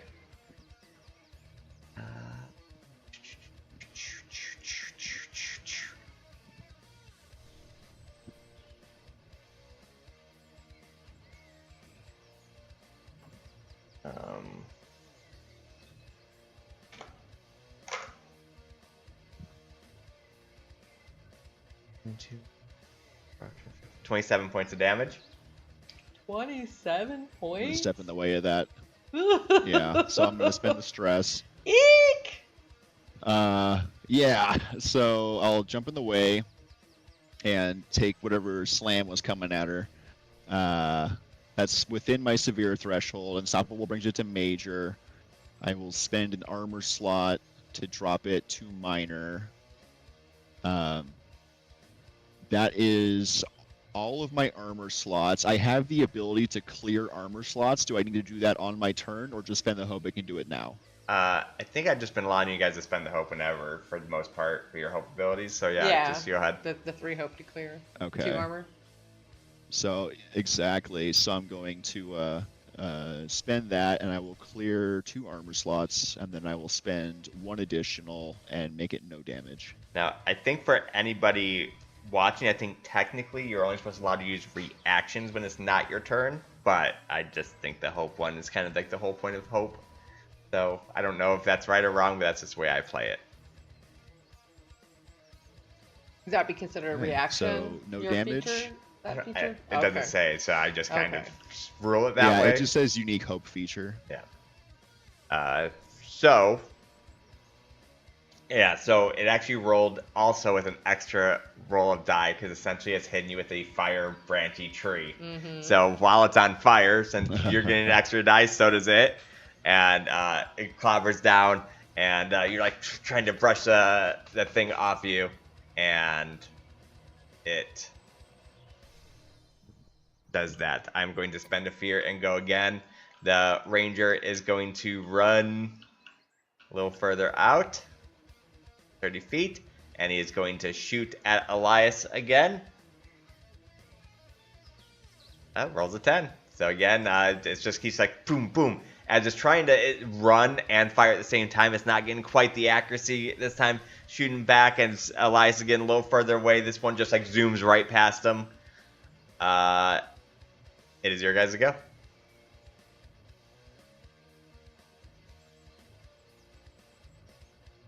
Do you want to go, Elias? Let's see, how far away is this guy now? Could be about 60 feet.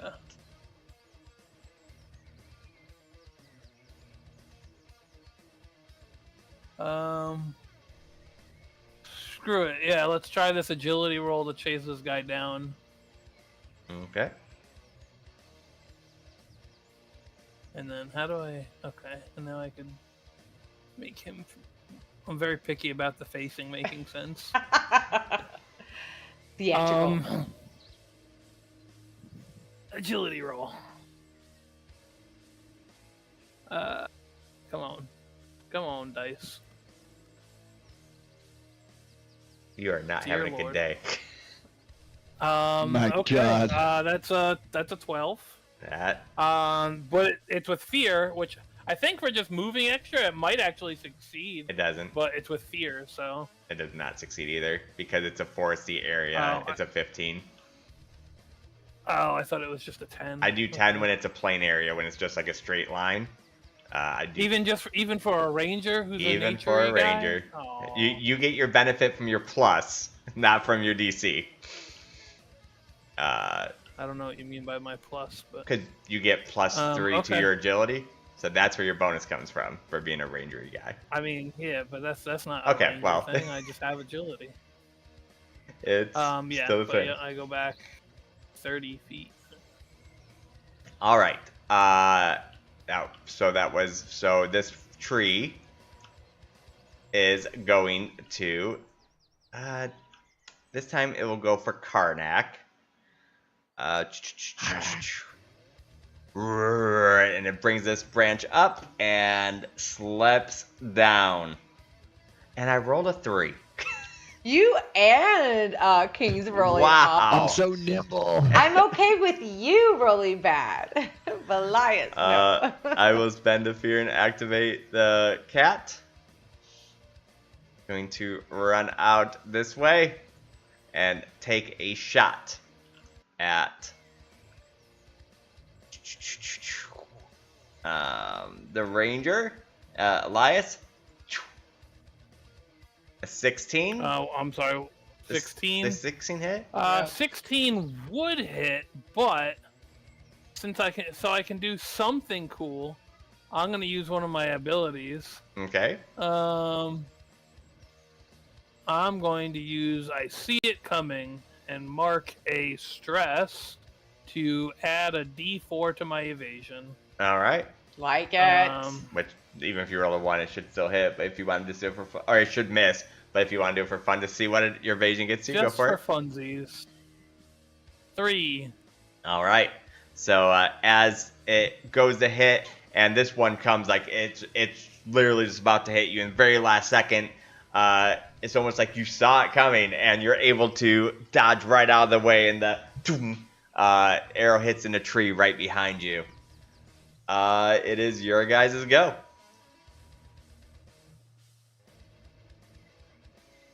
Do you want to get in here, son?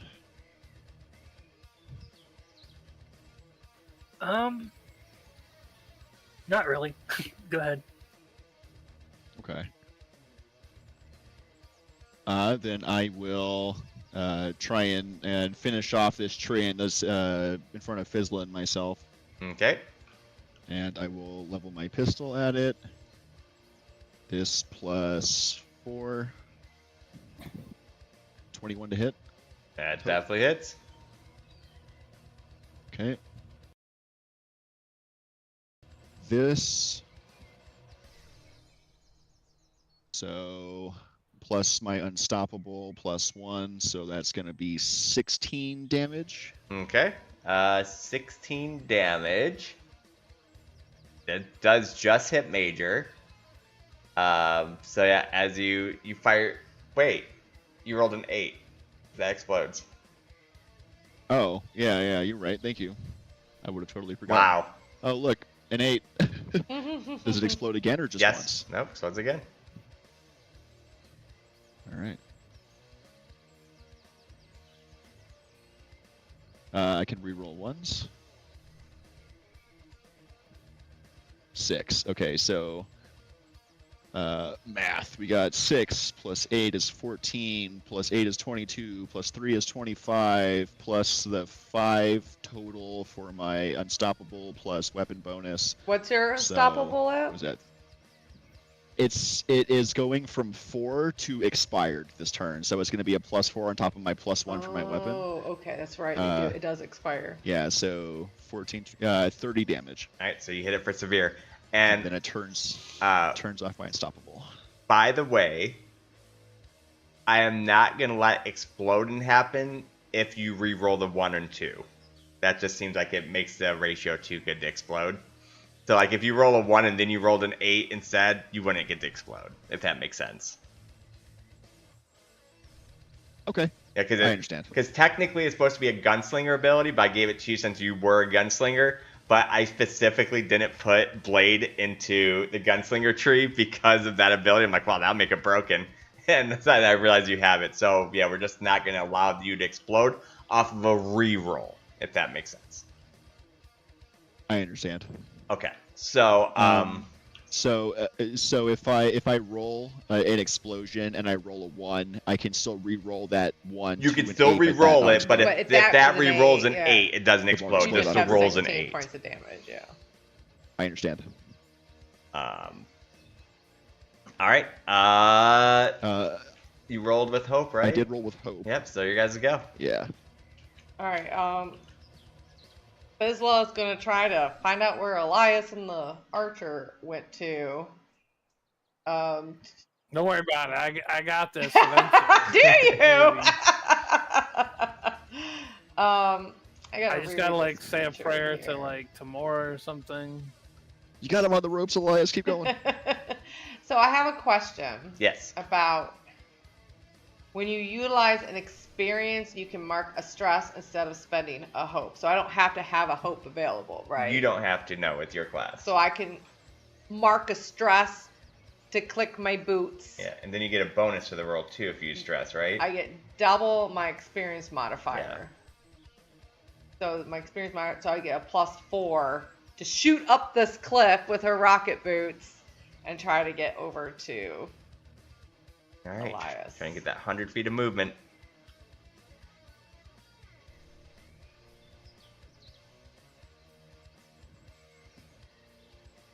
Oh no. 100 feet? It's not 30 plus 60 is 90.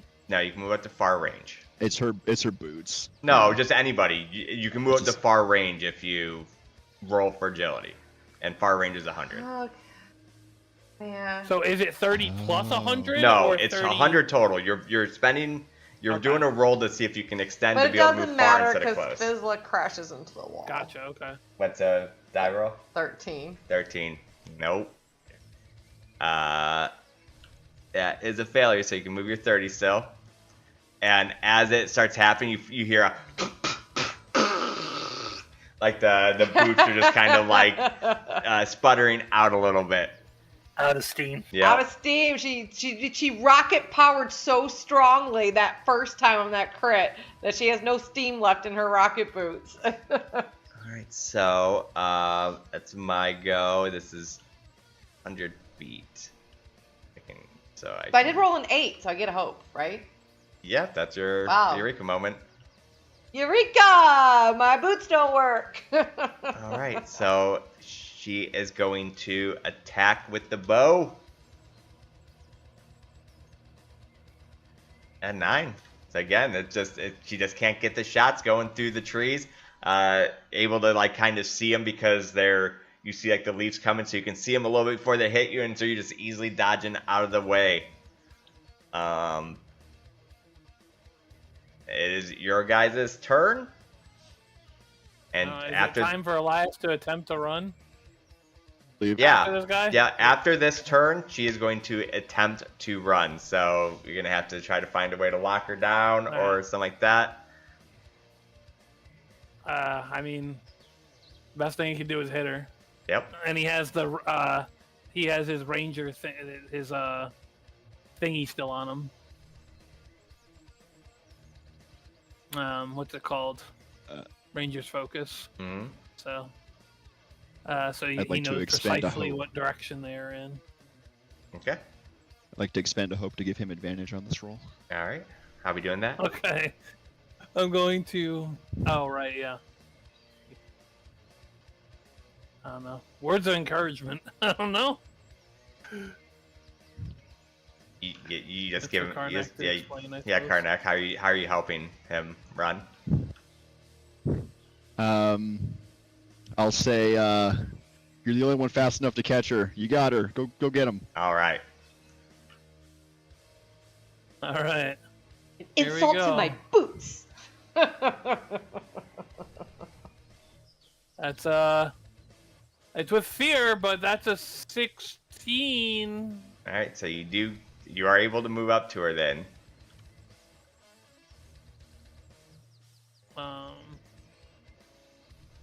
There we go. Meow. Oh wow, all the way up there. Oh, they're a long ways Yeah. from us. So what we're And then unfortunately that was with fear, so what we're gonna do is we are going to go all the way this way, and we're gonna and we're gonna rotate the Reset board. the I'm dead. Ah, shit. I fell off the world. I can see where you guys ran off to. Elias, don't lose us again.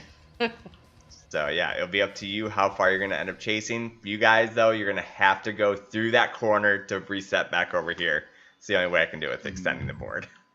Because it makes no sense that she would just run away because she hit a magical barrier. So she's still going to try. Right. But with Elias right next to her, it'd be like just kind of unrealistic. So she's going to run and take her shot at Elias. 13 misses. It is your guys' go. Do you want to do I anything, Sim? guess I'll just run up and try to catch up with everything that's going on. The problem here with Daggerheart in this kind of situation is anytime anyone else goes and fails and it goes back to him, all of a sudden the cat folk is apparently like suddenly crazy faster and able to take multiple turns in a row. Yep, congrats. I mean, it's just a narrative combat. It's just them running.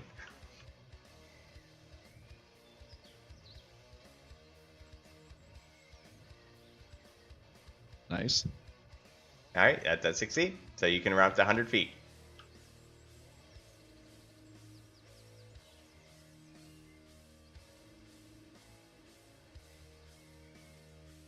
I think that was 69. I think you can go further.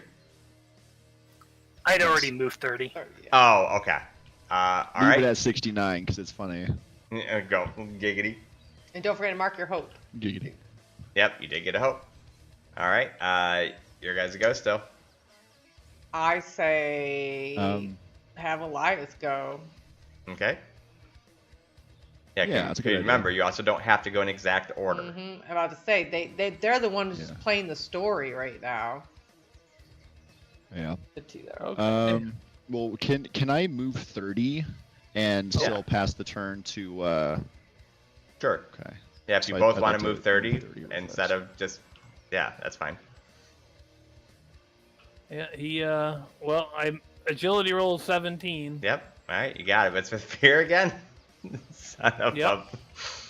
All right, so that brings it back to me. He's just gonna keep chasing them until eventually he succeeds, Yeah. or like he Or, dies. or you die. Uh. One of the two. It's gonna attack. A 16. He'll mark a stress and add a D4. Okay. All right, your guys' Now go. he's- If I can get within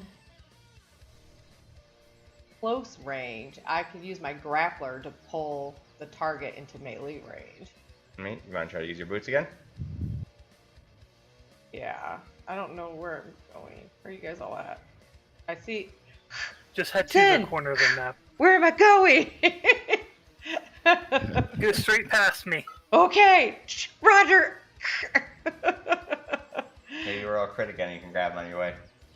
All right, so I'm going to once again use a stress. Oh, I didn't mark my stress. Okay, 2 stresses now. Use a stress to click the boots. Try to do a +4 on this.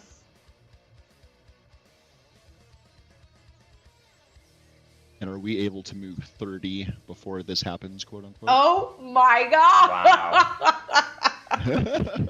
It's a 12 again. Yeah, if everybody wants to move 30 and pass a turn again, or you guys can, or want somebody else can go. It's up to you guys. Well, I think it's your turn. Yeah, I'll now, just go isn't it? 30. Oh, it's right. It is my turn. Never mind. That's with fear. I do make it 30 though, right? Yep. Right. So yeah, my question is. Yeah, if everybody before wanted that to move happens them. and the turn passes over. Sure. Okay. Yeah. I think I'd be right there. 30. I want us to at least keep moving a little bit to give So- them more Right. room for the chase scene. Keep so the they're not chasing circling alive. back around to us. It's like Star Fox 64. Like, how'd you get behind me? Alright. Pac-Man shit God, going on that here. scared me. Exactly. Hopefully we don't lose power. In the Lost Woods. That's a 21. Loud thunder. Even if I mark the stress, yeah, I guess he's just gonna have to eat a hit here. All right. So then I am going to mark a stress. She's gonna hit you for 9 points of damage, and she has you pinned. So, and it just shoots you in the foot, and it's like pins you into the ground. 9 points. Is there anything I can do to?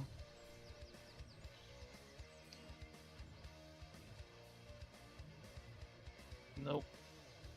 Where is she? I can't see her anymore. All right. Well, I mean, I'll mark an armor and lose an HP. Okay. And there's nothing I can do to remove the pin condition and keep chasing. On your turn, you can try to make a successful finesse or strength roll.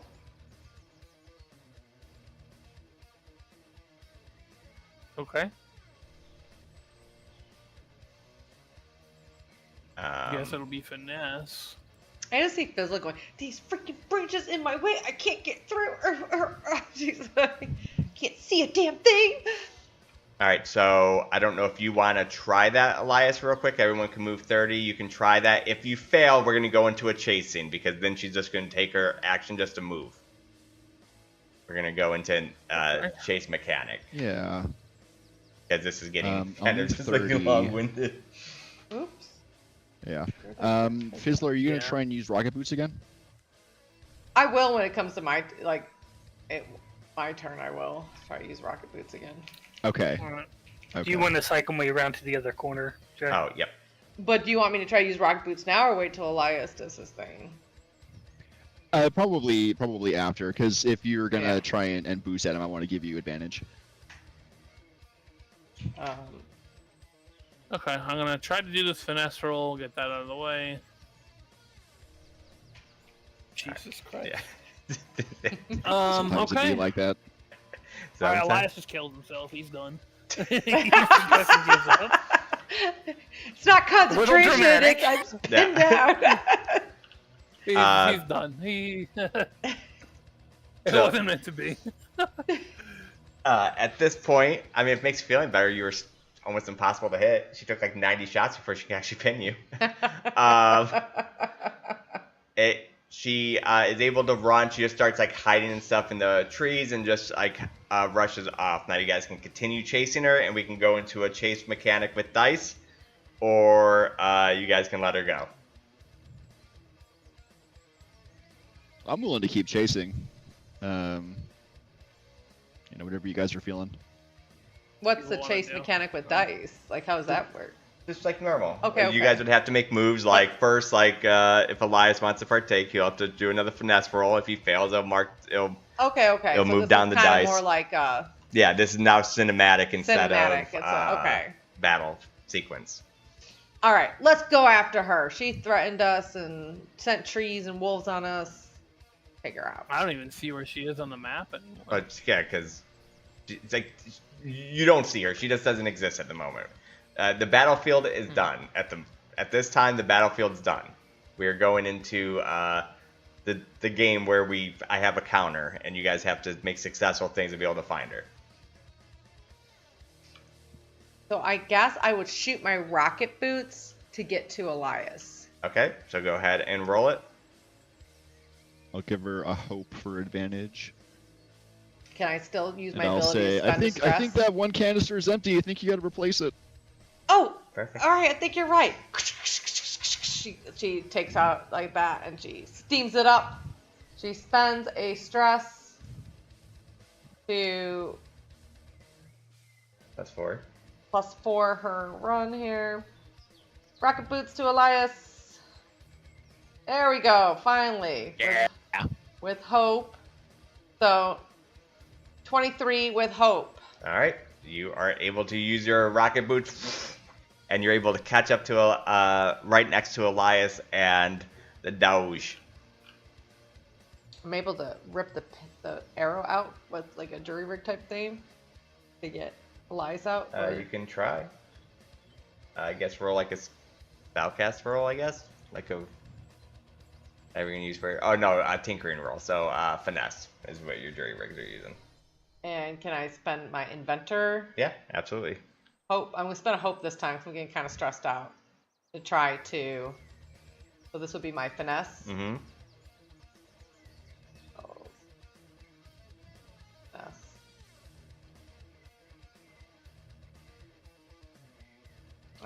So I'm going to try to get Elias out. As now I finally see him. It's like, oh, you're stuck, friend. Okay, here. Let me get you out of here. +4 to this.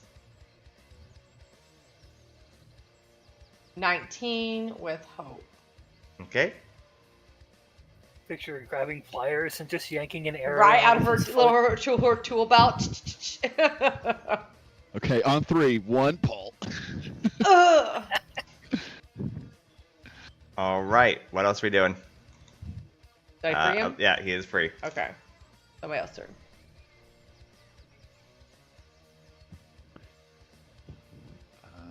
I am going to spend 2 fear to increase my tracker by 2.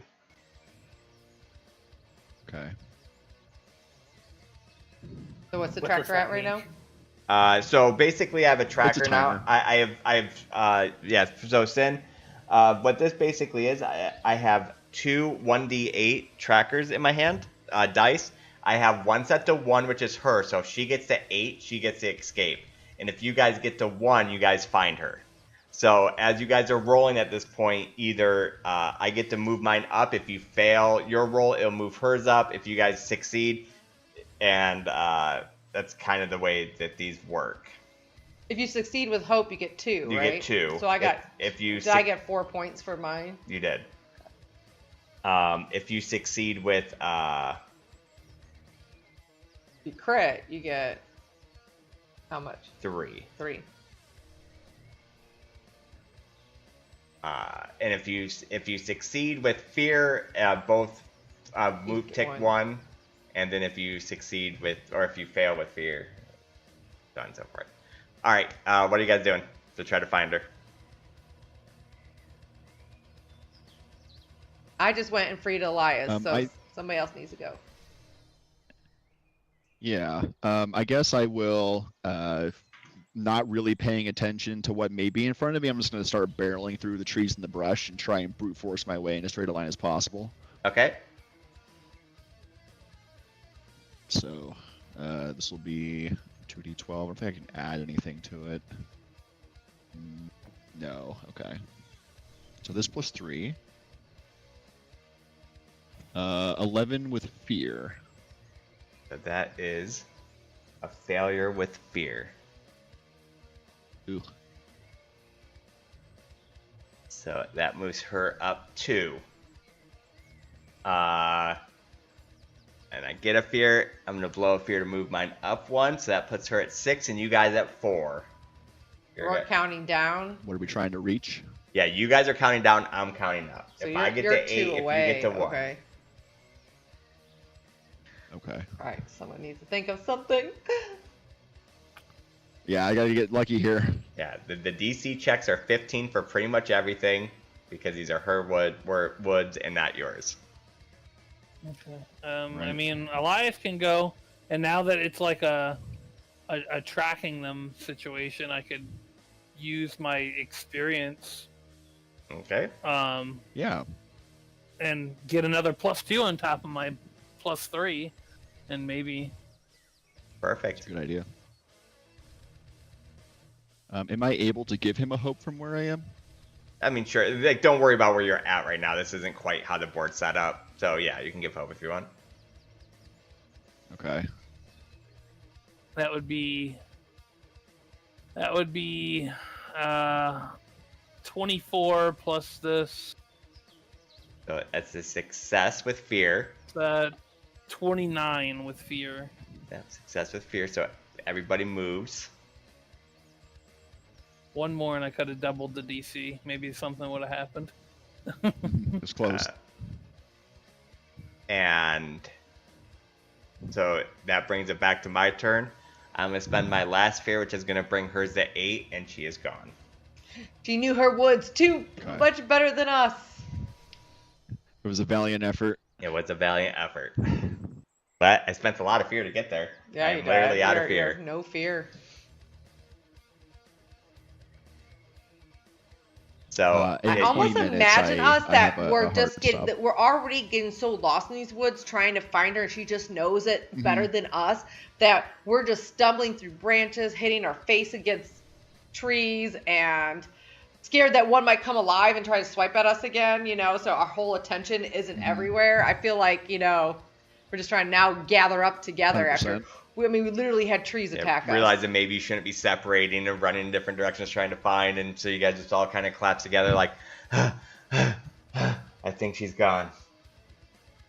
And Getting really annoyed that people keep getting away from us. Oh yeah. I wish I know. would have thought about my grappling hook sooner, because then I could have maybe pull her, but my rolls were so bad with my rocket boots, even with my +4. And remember, grappling is an option here too. You can Maybe. always use like a strength roll to try to grab people and, you know, try to hold them down.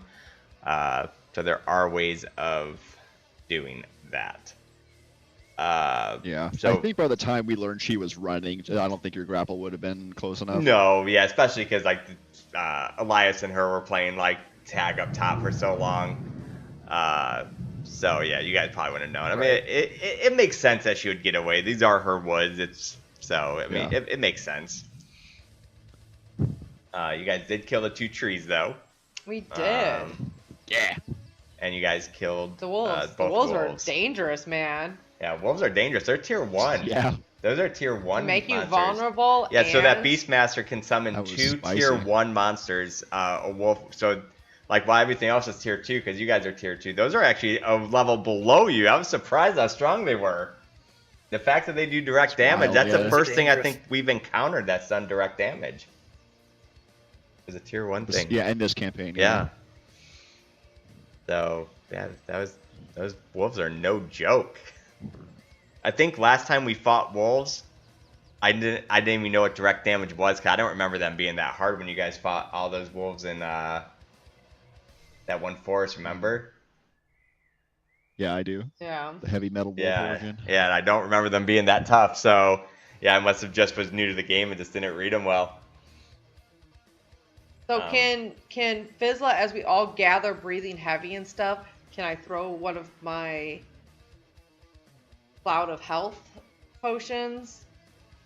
Which, during a moment of calm, this seems like a moment of calm now, Yeah, right? yeah. I can clear a stress on all allies or clear a hit point. So what are we all hurting on more? Probably stress, I think. Dress for me. Yeah, because I think Sin did a really good job of keeping everybody good All on right. No health. joke. So Like, this was you- very stressful for all of us, and all of us seems pretty stressed. We had trees coming after us, this girl and her wolves, and you know, she just got away from us. That's stressful, and we're getting like lost in these woods. So I kind of like take the potion, throw it down, and I clear the stress, a little bit of stress from all of us, because it's almost like a floral scent of herbal medication that you guys breathe in. And it relaxes you, almost kind of like lavender, or what's some of those scents that are just really peaceful, and we all clear I stress. like vanilla. Yeah, some vanilla lavender. Yeah, it's kind of Oh, nuts I love because in the other campaign we don't have a healer, so healers are really strong at this. Sin was doing like a Mm, hell of I a job know, keeping right? everyone's health good. Yeah, that's crazy. It felt good. Yeah, that's cool. I hope you enjoyed yourself. So how Sin. much stress does that clear? 1. Everybody clears 1 stress. Okay. Do we want to try and short rest? Probably, since we're... Yeah, I have 4 stress to spend, and I have 1 armor slot remaining. And so if I can clear out those at least a little bit, that'll be pretty big. It is Tailspire King. So, I feel like What Fizzla would about keep... Tailspire? Fizzla would Not keep you, King. watch. He's fine, chat. I would keep watch for us, so nobody has to do that whole watch thing. I'll keep the full watch as one of mine, Okay. and then I'll roll to clear stress for my second one. All right, let's roll our d12s.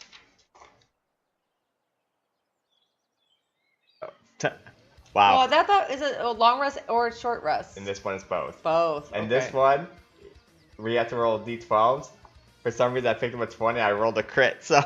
I got lucky. Well, no, no, way, I could technically pick- you oh, want yeah. higher. So I'm rolling a what? 2 d12s? Yes. On watch Just here. 1d12. 1 d12. I don't want to see what it would be. Oh, well, ignore that. Yeah. All right, so I roll 1. Well, I'm gonna pick your dice. Did you roll a 1? No. Wait, you know what? I think you're lucky. I think it's a 1d10. Where is my 1d12? Oh, this is a 12. Okay, yeah, you got lucky because I rolled a 1 on the 1d10. No fucking way! You All just right, rolled so a 1 again. You guys are gonna end up getting ambushed, but we have a hard stop with Karnak, so we will do that ambush on the No, next. did you really roll a 1? You saw it. I'm pretty safe with a 2 to say your dice. You saw it. Oh my Are goodness. we able to get the short rest You are benefit not. before being ambushed? You are not. Okay. Um, That'll be spicy. that will be spicy. Okay, real quick feelings. I know this was since new to Daggerheart. How did it feel for you? It felt good. The healing feels strong still. Yeah. You did work for That's- sure. That's very strong. Yeah, I got beat up and I have 0 hit points marked. Yeah, like you you were literally killing it. brought him from like really shredded to just nothing happened. Yeah, it was insane.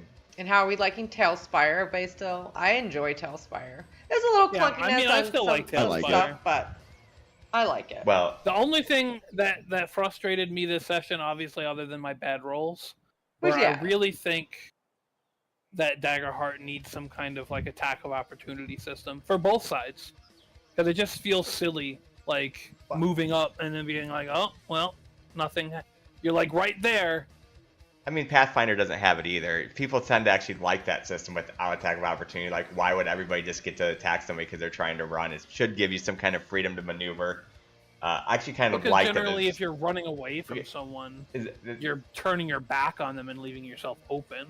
It makes sense to me. Right. Then we get into reactions and stuff, and like how does action economy work in such a loosely formatted combat but system? like warriors have it, so it's like a benefit of being a warrior. I mean, like, there, it's not like it doesn't exist in the game. Just like in Pathfinder, technically, attack of opportunity exists. It's just rare, so you can always like just pick something that has that or stuff like that.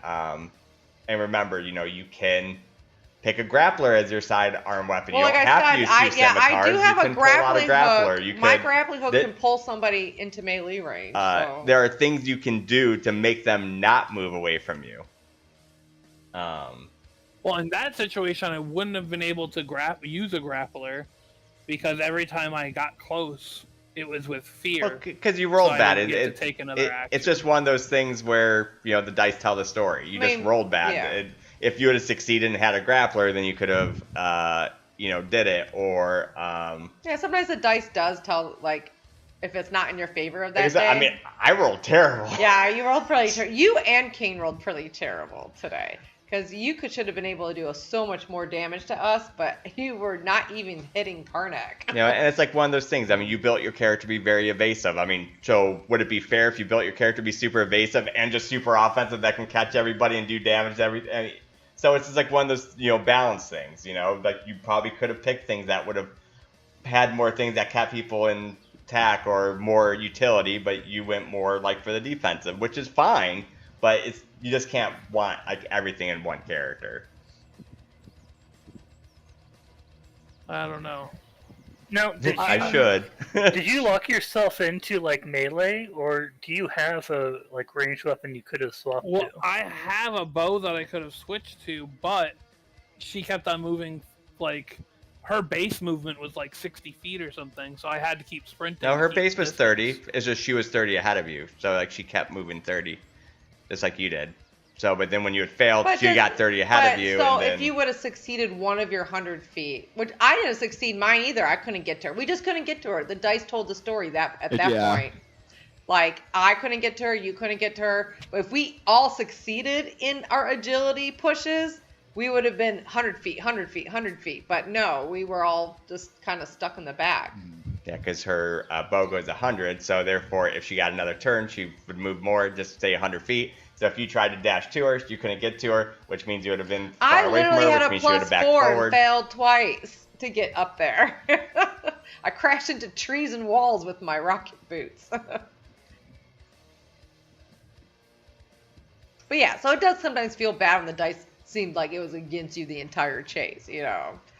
But I just think, once again, it leads to it leads to something interesting of what is she going to do with her escape, and what will be the story when we find her again. Because over time, I start hating attack of opportunity. Because like the whole time we played D&D, nobody would ever move to readjust because they don't want to take a free attack a hit just because they want to move and reposition themselves. Like, I've actually come to hate attack of opportunity. I think it should be a special thing that people have. Attacks of opportunity are my favorite. Yeah, so probably you might want to try a warrior then, because they actually get it.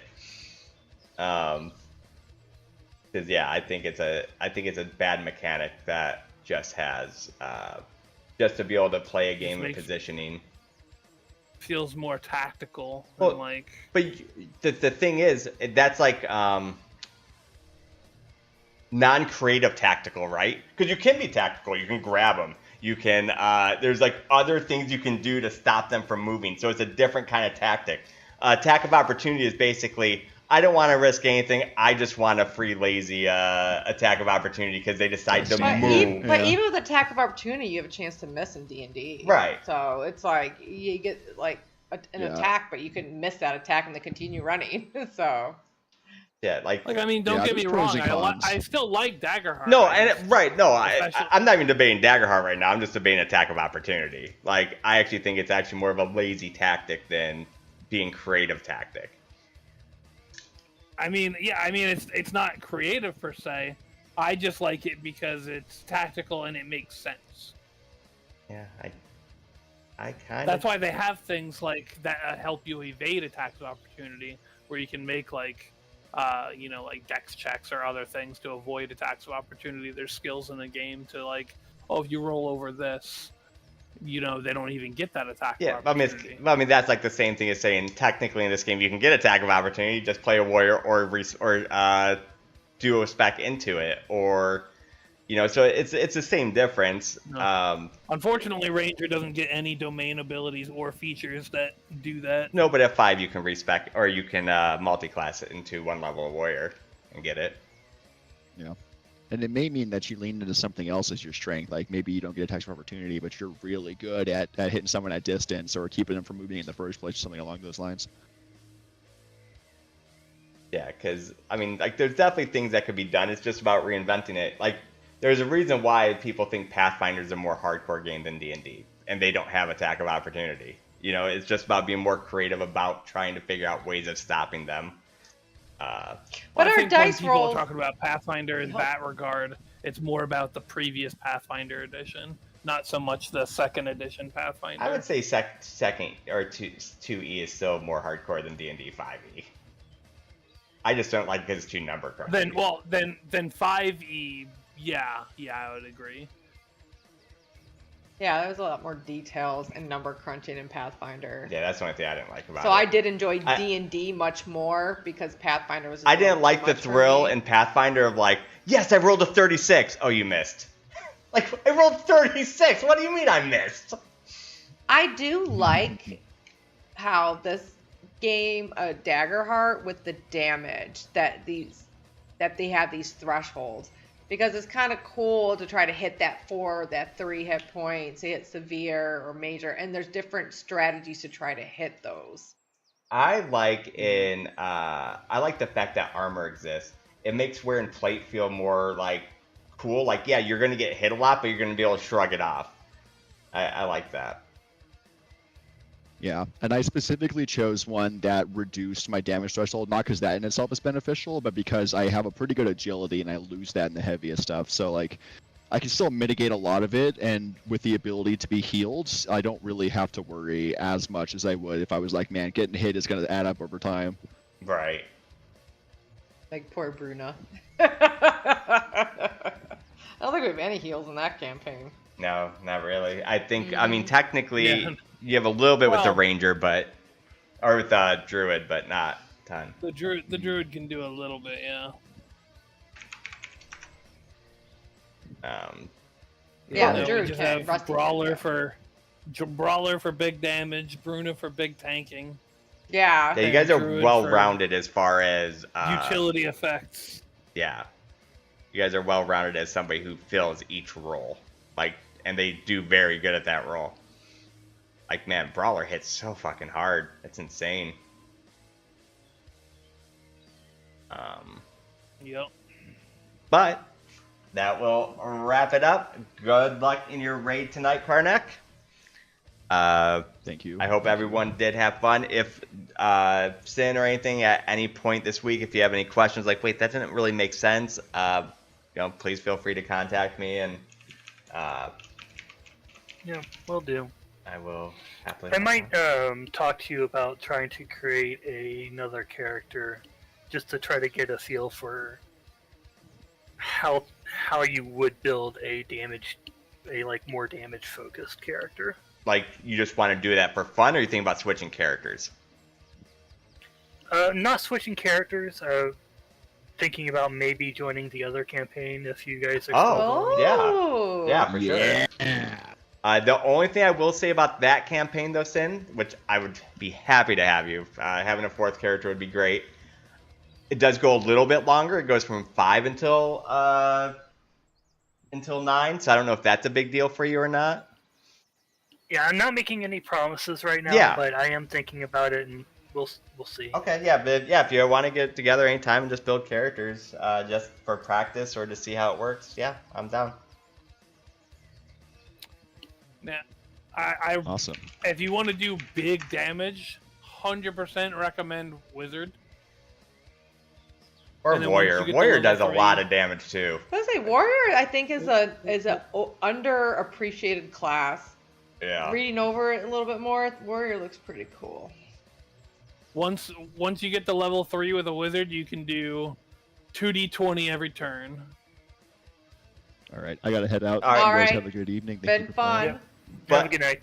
But for an example on that aspect, like being super excited about doing like 1d20 every turn, just to give a quick example, this thing, if I move this thing up to a tier 3 monster, its severe threshold's 41.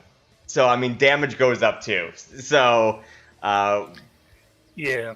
And Yeah, also, rolling d20s for damage to me just means that I'll be rolling ones on the d20 for damage. Well, yeah, basically what it is that level 3 wizards get access to fireball, and it scales with proficiency. So eventually the fireball does 60-20 Yeah. plus. I mean, I'm not saying it's weak. They should be strong, but I mean, there are other things too. And I'm sure, like, doing whirlwinds and stuff with the other classes.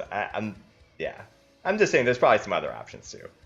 Yeah, and warrior can do decent damage, and it has attack of opportunity. It does have attack of opportunity. I sort of got attack of opportunity is gonna be our new concentration. Concentration from a game. I haven't looked too much at assassin or rogue to see what kind of damage potential they have, but I'm assuming they could do good damage. Assassin. The one that looks I was trying to look at warlock, and I just feel like something's not clicking with me, like just reading it. So maybe if Jay helps me like put something together, it'll click on like how it does, like how it can add together to do good damage or something. Yeah, I'm sure we can take a look at it. I think warlock, the way they made it, especially with the one thing, seems like it's almost more meant to be more of like a flavorful tank. But that's a one build. I'd have to look at the other build. I haven't looked into it enough, but I'll be happy to look the into it. only class that seems disappointing to me of when we were doing our class deep dives was witch. Witch seemed disappointing, and I was actually kind of disappointed with Assassin. I Yeah. didn't think Assassin sounded nearly as cool as I thought it would. But that being said, I didn't like dive into it Yeah. other than, reading through it, but it didn't seem as cool as I thought. Druid is really cool. Druid Druid, is yeah. so good. And It doesn't do huge damage, but it has like it could crazy utility. It could do crazy damage if you went the elemental route instead and like turned your hands into fire and stuff when you are in form. Dude, that'd be insane. Do insane damage. Oh yeah, I didn't look at that one. What is this? Yeah, because he picked a more support style druid. Yeah. There is an actual damage druid. Elementalist, yeah, type druid. I felt the bang underneath Trauma's desk just reading about it. Yeah. Oh, okay, so it doesn't so much do the damage when you hit people. It's when they hit you, they take a D10 damage. Yeah, well, I think it all depends, like, what element you pick or something. Yeah, like each element did something differently. It was kind of neat. Yeah, there's, like, all different kinds of things with it. Okay, and then for your mastery... Yeah, and when you change into form, you can still have that element going, circling around you. Yeah, so it's definitely a cool class. Like, I know if I ever get a chance to play, I think I'd probably try to do it since they're like one of my favorite classes and they actually seem very strong in here. But yeah. So, anyways, I'm gonna go eat, and yeah, just hit me up anytime, and I'll be down to help out or anything. We can go over characters and see what we can do. But yeah, so we will catch you guys on the next one. Have a good night, y'all. Thanks, guys. Yeah, sounds good. Later. All right, fam. I hope you enjoyed the first episode. Little clunkiness, but not as much as I thought. Just converting over from D&D. There's some people like we're converting it. So I do have to write that I have 0 fear. So I remember trying to adjust from being D&D 5e to Daggerheart. I love how Fizzla turned out. I do too. I think she's definitely more damage oriented than she was in D&D. I think everybody feels roughly the same. I will say that everybody flavored their class pretty good. The only one that probably did the biggest difference was Elias, because he went from being like a ranger with a bow, like a huntsman, to and I gotta say, like D&D, unless I'm missing something and someone can explain it to me, I'm not feeling companions. I'm not feeling companions either. Yeah, I feel like I could see why the one in Sam. Yeah, Sam. Regal always talks about. I killed my companion. I'm gonna deal with him. Yeah, because Umbra, yeah. Like to me, I think we need to study it more. Well, I think almost the familiar is better, which I have to talk with Karnak about using that, because like with the familiar, if it's in range, so like the familiar is like here and you're here and the enemy's here, you get like an extra 1d6 damage to kind of act like they're attacking. Like to me, that's better than. I'm gonna have to reread through Ranger. I really am. I don't understand the companion. Like, even if you succeeded, would it be worth the would it be worth the chance of giving fear? Because they're more familiar. Like, even if you succeed, like, it does what? 2d6 damage? Yeah, I'm going to have to read the Ranger Companion. I'm not very familiar with Ranger in Daggerheart, so I think that was one of our first videos we did a while back, so I would have to re-look at it.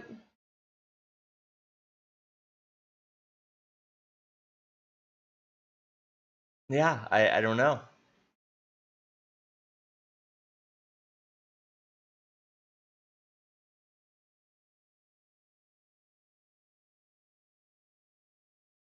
I'd have to really like read about it. But anyways, guys, I am starving. I love you all. I hope you enjoyed. We're still gonna have to work out some of the kinks, I think, with the campaign. But I think I like a lot of the choices you made. I cannot believe you rolled a 1. And I rolled a 2. I can't believe that either. I like that it feels harder that way. Even a short rest and a long rest takes. Well, I had to find other ways of making it a hardcore campaign. Yeah, so. I'm liking it. I'm liking it. There's some of the kinks with the characters and what we can do. Yeah, the to only work difference out. on a short rest, there's way more chance that nothing happens. I love having silvery barbs again. Oh my god. Ruined 2 of my crits. That. Oh, I ruined the day Right. that you picked that. But yeah, I love you guys. We'll catch you on the next one. Keep an eye out. YouTube.com/@ReadyPlayerRoll. Super awesome stuff going on over there.